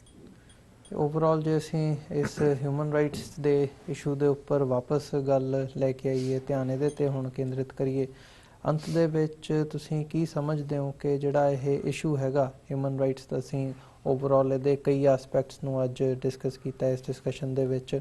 ਤੁਸੀਂ ਬਾਹਰ ਆਏ ਹੋ, ਤੁਸੀਂ ਚੰਡੀਗੜ੍ਹ ਤੋਂ 2006 ਦੇ ਵਿੱਚ ਉੱਥੋਂ ਜਿਹੜੀ ਹੈ ਇਹਦੀ ਸ਼ੁਰੂਆਤ ਕੀਤੀ ਸੀਗੀ ਹਿਊਮਨ ਰਾਈਟਸ ਪ੍ਰੋਟੈਕਸ਼ਨ ਗਰੁੱਪ ਦੀ। ਸੋ ਅੱਗੇ ਦਾ ਕੀ ਪਲਾਨ ਹੈਗਾ, ਜਾਂ ਖਾਸ ਤੌਰ 'ਤੇ ਜਿਹੜਾ ਅੱਜ ਦਾ ਯੂਥ ਹੈਗਾ ਕਿਤੇ ਨਾ ਕਿਤੇ ਉਹ ਡਿਸਓਰੀਐਂਟਡ ਹੈਗਾ ਇਸ ਸਾਰੇ ਇਸ਼ੂ ਦੇ ਨਾਲੋਂ? ਬਹੁਤਿਆਂ ਨੂੰ ਜਸਟ ਇੰਨਾ ਕੀ ਹੁੰਦਾ ਵੀ ਅਸੀਂ ਆਪਣਾ ਕੰਮ ਕਰ ਲਿਆ, ਆਪਣੀ ਜੌਬ ਕਰ ਲਈ, ਆ ਕੇ ਤੁਸੀਂ ਘਰ ਆਪਣਾ ਜੋ ਵੀ ਤੁਹਾਡਾ ਰੂਟੀਨ ਹੈਗਾ ਉਹ ਕਰ ਲਿਆ ਤੇ that's it, that's your life. ਉਹਦੇ ਤੋਂ ਬਿਯੋਂਡ ਜਾ ਕੇ ਕੋਈ ਵੀ ਸੋਚਣਾ ਵੀ ਨਹੀਂ ਚਾਹੁੰਦਾ ਹੈਗਾ ਵੀ ਇਹਦੇ ਤੋਂ ਬਿਯੋਂਡ ਕੋਈ ਲਾਈਫ ਹੈਗੀ ਹੈ, ਕੋਈ ਹਿਊਮਨ ਰਾਈਟਸ ਐਗਜ਼ਿਸਟ ਕਰਦੇ ਨੇ, ਅਸੀਂ ਕਿਸੇ ਦੀ ਮਦਦ ਕਰ ਸਕਦੇ ਹਾਂ ਜਾਂ ਕੁਝ ਹੋਰ ਹੈ। ਸੋ ਕਿਵੇਂ ਇਸ ਟ੍ਰੈਂਡ ਨੂੰ ਕਿਵੇਂ ਚੇਂਜ ਕੀਤਾ ਜਾ ਸਕਦਾ ਹੈ? ਦੇਖੋ ਜੀ, ਅਸੀਂ ਕੋਸ਼ਿਸ਼ ਕਰ ਰਹੇ ਹਾਂ, ਅਸੀਂ 2006 'ਚ ਸ਼ੁਰੂ ਕੀਤੀ ਸੀ ਆਰਗੇਨਾਈਜੇਸ਼ਨ, ਹੁਣ 12 ਸਾਲ ਹੋ ਗਏ। ਹੁਣ ਅਸੀਂ ਕੋਸ਼ਿਸ਼ ਕਰ ਰਹੇ ਹਾਂ to go global now, but when I say we are trying to go global, ਮੇਰਾ ਮਤਲਬ ਹੈ, ਮੇਰੇ ਕਹਿਣ ਦਾ ਮਤਲਬ ਆ ਨਹੀਂ ਹੈ ਵੀ ਅਸੀਂ ਹਰ ਕੰਟਰੀ 'ਚ ਆਫਿਸ ਖੋਲ੍ਹਣਾ। ਹੋ ਸਕਦਾ ਆਪਾਂ ਖੋਲ੍ਹੀਏ, ਪਰ ਗੋਇੰਗ ਗਲੋਬਲ ਦਾ ਮਤਲਬ ਇਹ ਹੈ ਵੀ ਅਸੀਂ ਲੋਕਾਂ ਨੂੰ ਕਹੀਏ, ਜਿਹੜੀ ਆਪਣੀ ਸਿੱਖ ਕਮਿਊਨਿਟੀ ਹੈ in particular to begin with, ਜੀ ਕਿ let's go back to basics. ਅਸੀਂ ਸ਼ੁਰੂ ਕਿੱਥੋਂ ਹੋਏ ਸੀ? ਅਸੀਂ ਸ਼ੁਰੂ ਹੋਏ ਸੀ, ਸਾਡਾ ਕਮਿਊਨਿਟੀ ਰਿਲੀਜਨ ਸਟਾਰਟ ਹੋਇਆ ਸੀ ਟੂ ਸਟੈਂਡ ਫॉर ਰਾਈਟੀਅਸਨੈਸ, ਲੋਕਾਂ ਦੇ ਅਧਿਕਾਰਾਂ ਲਈ, ਹੱਕ ਲਈ। ਅਸੀਂ ਦ ਹੋਲ ਕਮਿਊਨਿਟੀ ਓਰੀਜੀਨੇਟਡ। ਜੀ ਤੇ let's go back to basics. ਸਾਡਾ ਮਕਸਦ ਆ ਨਹੀਂ ਹੈ ਵੀ ਅਸੀਂ ਕੁਝ ਬਹੁਤ ਵਧੀਆ ਕੰਮ ਕਰ ਰਹੇ ਹਾਂ ਹਿਊਮਨ ਰਾਈਟਸ ਲਈ। ਅਸੀਂ ਜੋ ਕਰ ਰਹੇ ਹਾਂ ਨਾ, ਉਹ ਹਰ ਕਿਸੇ ਨੂੰ ਕਰਨਾ ਚਾਹੀਦਾ। ਅਸੀਂ ਬਿਲਕੁਲ ਨਾਰਮਲ ਕੰਮ ਕਰ ਰਹੇ ਹਾਂ। We are doing what is the basic thing to do ਜੀ for a Sikh, for every human being. ਤੇ ਅਸੀਂ ਉਹ ਕਰ ਰਹੇ ਹਾਂ ਜੋ ਤੁਹਾਨੂੰ ਕਰਨਾ ਚਾਹੀਦਾ, ਜੋ ਸਾਰੇ ਦਰਸ਼ਕਾਂ ਨੂੰ ਕਰਨਾ ਚਾਹੀਦਾ ਹੈ। ਜੇ ਕੁਝ ਗਲਤ ਹੋ ਰਿਹਾ ਹੈ, ਆਵਾਜ਼ ਚੱਕੋ peacefully, not violently. Violence is not a means to achieve anything. Peacefully, democratically ਤੁਸੀਂ ਆਪਣੀ ਆਵਾਜ਼ ਚੱਕੋ, ਕੁਝ ਗਲਤ ਨਾ ਹੋਣ ਦਿਓ। ਜੀ ਤੇ ਸਾਡਾ ਮਕਸਦ ਇਹੀ ਹੈ। ਗੋਇੰਗ ਗਲੋਬਲ ਦਾ ਮਤਲਬ ਇਹ ਵੀ ਅਸੀਂ ਚਾਹੁੰਦੇ ਹਾਂ ਵੀ ਆਹ ਜਿਹੜੀ ਥਾਟ ਪ੍ਰੋਸੈਸ ਹੈ, ਜਿਹੜੀ ਆਹ ਅਵੇਅਰਨੈਸ ਹੈ, ਆਹ ਸਾਡੇ ਯੂਥ ਦੁਬਾਰਾ ਆਏ। ਸਾਡਾ ਜਿਹੜਾ ਯੂਥ ਹੈ, ਸਿੱਖ ਯੂਥ ਹੈ, ਹੁਣ ਬਥੇਰੀਆਂ ਆਰਗੇਨਾਈਜੇਸ਼ਨਸ ਕੰਮ ਕਰ ਰਹੀਆਂ, ਵਧੀਆ ਕੰਮ ਕਰ ਰਹੀਆਂ। ਅਸੀਂ ਚਾਹੁੰਦੇ ਵੀ ਹੋਰ ਯੂਥ ਜੁੜੇ ਇਹਦੇ ਨਾਲ, ਜੀ ਹਰ ਕੰਟਰੀ 'ਚ ਜੁੜੇ। ਇੰਟੈਲੈਕਚੁਅਲ ਸਾਨੂੰ ਚਾਹੀਦੀ contribution. You know, its contribution is not just ਕਿ volunteer, being a volunteer doesn't mean ਕਿ ਤੁਸੀਂ ਜਾ ਕੇ ਖਲੋਗੇ ਕਿਧਰੇ ਟੀ-ਸ਼ਰਟ ਪਾ ਕੇ। ਤੁਸੀਂ ਇੰਟੈਲੈਕਚੁਅਲੀ ਕਿਵੇਂ ਕੰਟਰੀਬਿਊਟ ਕਰ ਰਹੇ ਹੋ, ਤੁਸੀਂ ਬ੍ਰੇਨਸਟਾਰਮਿੰਗ 'ਚ ਕਿਵੇਂ ਕੰਟਰੀਬਿਊਟ ਕਰ ਰਹੇ ਹੋ। ਬਥੇਰੀਆਂ ਚੀਜ਼ਾਂ ਬਹੁਤ ਮੈਟਰ ਕਰਦੀਆਂ। ਤੇ ਅਸੀਂ ਚਾਹੁੰਦੇ ਹਾਂ ਵੀ ਹਰ ਕੰਟਰੀ 'ਚ youth should be aware that standing up for others, fighting for human rights. When I say fighting, it doesn't mean a fight. ਮਤਲਬ ਸਾਡਾ ਕਹਿਣ ਦਾ ਮਤਲਬ ਇਹ ਹੈ ਵੀ ਤੁਸੀਂ ਮੂੰਹ ਨਾ ਫੇਰੋ, ਤੁਸੀਂ ਖਲੋ ਅਗਲੇ ਨਾਲ ਜਿਹਦੇ ਨਾਲ ਗਲਤ ਹੋ ਰਿਹਾ। ਤੇ ਜੇ ਹਰ ਕੋਈ ਇੱਦਾਂ ਕਰਨ ਲੱਗ ਜੇ ਤਾਂ ਮੇਰੇ ਵਰਗੇ ਬੰਦਿਆਂ ਦੀ ਲੋੜ ਨਹੀਂ ਹੋਏਗੀ, ਤਾਂ ਉਹ ਦਿਨ ਸਭ ਤੋਂ ਵਧੀਆ ਹੋਏਗਾ। ਜੀ ਸੋ ਅੰਤ ਦੇ ਵਿੱਚ ਜਿਹੜੇ ਦਰਸ਼ਕ ਇਸ ਵਕਤ ਸਾਡੇ ਨਾਲ ਜੁੜੇ ਹੋਏ ਨੇ, ਸਾਨੂੰ ਦੇਖ ਰਹੇ ਨੇ, ਉਹਨਾਂ ਲਈ ਕੀ ਮੈਸੇਜ ਦੇਣਾ ਚਾਹੋਗੇ? ਪਹਿਲੀ ਵਾਰ ਤੁਸੀਂ ਸਾਡੇ ਸਟੂਡੀਓ ਦੇ ਵਿੱਚ ਆਏ ਹੋ, ਆਪਣੇ ਪ੍ਰਤੀ ਜਾਂ ਆਪਣੇ ਆਰਗੇਨਾਈਜੇਸ਼ਨ ਦੇ ਤੌਰ ਤੇ ਇੱਕ ਹਿਊਮਨ ਰਾਈਟਸ ਐਕਟਿਵਿਸਟ ਹੋਣ ਦੇ ਨਾਤੇ ਕੀ ਸੰਦੇਸ਼, ਕੀ ਮੈਸੇਜ ਸਾਡੇ ਦਰਸ਼ਕਾਂ ਨੂੰ ਦੇਣਾ ਚਾਹੋਗੇ? ਮੈਂ ਤੁਹਾਡੇ ਸਭ ਦਾ ਆਸ਼ੀਰਵਾਦ ਲੈਣਾ ਚਾਹੂੰਗਾ, ਤੁਹਾਡੀਆਂ ਬਲੇਸਿੰਗਸ, ਕਿ ਜੋ ਅਸੀਂ ਕੰਮ ਕਰ ਰਹੇ ਹਾਂ ਸਾਨੂੰ ਸਟਰੈਂਥ ਮਿਲੇ ਟੂ ਕੰਟੀਨਿਊ ਡੂਇੰਗ ਇਟ। ਤੁਹਾਡਾ ਸਪੋਰਟ ਚਾਹੀਦਾ ਹੈ ਤੇ ਤੁਸੀਂ ਸਾਡੇ ਨਾਲ ਜੁੜੋ, ਤੁਸੀਂ ਗੈਟ ਇਨਵੋਲਵਡ, ਆਪਾਂ ਸਾਰੇ ਰਲ ਕੇ ਕਰੀਏ। ਸਾਡੀ ਆਰਗੇਨਾਈਜੇਸ਼ਨ ਜਾਂ ਸਾਡੀ ਆਰਗੇਨਾਈਜੇਸ਼ਨ ਦਾ ਕੋਈ ਵੀ ਮੈਂਬਰ ਕੋਈ ਗ੍ਰੇਟ ਪਰਸਨ ਜਾਂ great personality, it's not a great organisation. We are just very normal people, normal organization doing what everybody should do. So let's do it together. Come join us. ਜੀ ਬਿਲਕੁਲ, ਜਿਵੇਂ ਤੁਸੀਂ ਇਹ ਗੱਲ ਕਹੀ ਹੈ ਕਿ ਅਸੀਂ ਇੱਕ ਨਾਰਮਲ ਆਰਗੇਨਾਈਜੇਸ਼ਨ ਹੈਗੇ ਆ ਤੇ ਜਿਹੜਾ ਹਰ ਇੱਕ ਬੰਦੇ ਨੂੰ ਕੰਮ ਕਰਨਾ ਚਾਹੀਦਾ ਅਸੀਂ ਉਹੀ ਕਰ ਰਹੇ ਹਾਂ, ਕੁਝ ਵੀ ਇਹਦੇ 'ਚ ਐਕਸਟਰਾਆਰਡੀਨਰੀ ਨਹੀਂ ਹੈਗਾ। ਤੇ ਇੱਕ ਚੰਗੀ ਗੱਲ ਹੈ ਜੇ ਓਵਰਆਲ ਕੰਕਲੂਜਨ ਦੇ ਵਿੱਚ ਕਹਿਣੀ ਹੋਵੇ ਵੀ ਜੇ ਹਰ ਇੱਕ ਬੰਦਾ ਆਪਣੀ ਡੇਲੀ ਰੂਟੀਨ ਦੇ ਵਿੱਚ, ਆਪਣੀ ਲਾਈਫ ਦੇ ਵਿੱਚ ਇਹੀ ਫਾਰਮੂਲਾ ਅਪਣਾ ਲਵੇ ਵੀ ਅਸੀਂ ਛੋਟੀਆਂ-ਛੋਟੀਆਂ ਜਿਹੜੀਆਂ ਚੀਜ਼ਾਂ ਨੇ ਮੈਟਰ ਕਰਦੀਆਂ ਨੇ ਹਿਊਮਨ ਰਾਈਟਸ ਦੇ ਇਸ਼ੂਜ਼ ਤੇ ਆਪਣੇ ਕਮਿਊਨਿਟੀ ਓਰੀਐਂਟਡ ਜਿਹੜੇ ਕੰਮ ਹੈਗੇ ਆ, ਥੋੜ੍ਹਾ ਸਮਾਂ ਅਸੀਂ ਦੇਣ ਲੱਗ ਜਾਈਏ ਤਾਂ ਜਿਹੜਾ ਵੱਡੀ ਚੇਂਜ ਹੈ ਉਹ ਲਿਆਉਣ ਦੇ ਵਿੱਚ ਕੋਈ ਬਹੁਤੀ ਦਿੱਕਤ ਨਹੀਂ ਹੁੰਦੀ ਹੈਗੀ। ਸੋ ਇਸੇ ਨੋਟ ਦੇ ਉੱਪਰ ਅਸੀਂ ਅੱਜ ਦੀ ਜਿਹੜੀ ਵਿਚਾਰ ਚਰਚਾ ਹੈਗੀ ਹੈ ਉਹਨੂੰ ਇੱਥੇ ਹੀ ਸਮਾਪਤ ਕਰਦੇ ਹਾਂ। ਤੁਹਾਡਾ ਵੀ ਅਸੀਂ ਬਹੁਤ-ਬਹੁਤ ਧੰਨਵਾਦ ਕਰਦੇ ਹਾਂ ਕਿ ਤੁਸੀਂ ਆਪਣਾ ਸਮਾਂ ਕੱਢਿਆ ਤੇ ਸਾਡੇ ਨਾਲ ਇੱਥੇ ਆ ਕੇ ਵਿਚਾਰਾਂ ਦੀ ਸਾਂਝ ਪਾਈ ਹੈ। ਤੇ ਅੰਤ ਦੇ ਵਿੱਚ ਜਿਹੜੇ ਸਾਡੇ ਦਰਸ਼ਕ ਹੈਗੇ ਆ ਉਹਨਾਂ ਕੋਲੋਂ ਵੀ ਅਸੀਂ ਇੱਥੇ ਹੀ ਇਜਾਜ਼ਤ ਚਾਹਾਂਗੇ। ਉਮੀਦ ਕਰਦੇ ਹਾਂ ਕਿ ਅੱਜ ਦੀ ਜਿਹੜੀ ਸਾਡੀ ਗੱਲਬਾਤ ਸੀ ਇਹ ਤੁਹਾਨੂੰ ਜ਼ਰੂਰ ਪਸੰਦ ਆਈ ਹੋਵੇਗੀ। ਸੋ ਅੰਤ ਦੇ ਵਿੱਚ ਫਤਿਹ ਦੀ ਸਾਂਝ ਪਾਈਏ ਪ੍ਰਭਜੋਤ ਸਿੰਘ ਜੀ। ਵਾਹਿਗੁਰੂ ਜੀ ਕਾ ਖਾਲਸਾ, ਵਾਹਿਗੁਰੂ ਜੀ ਕੀ ਫਤਿਹ।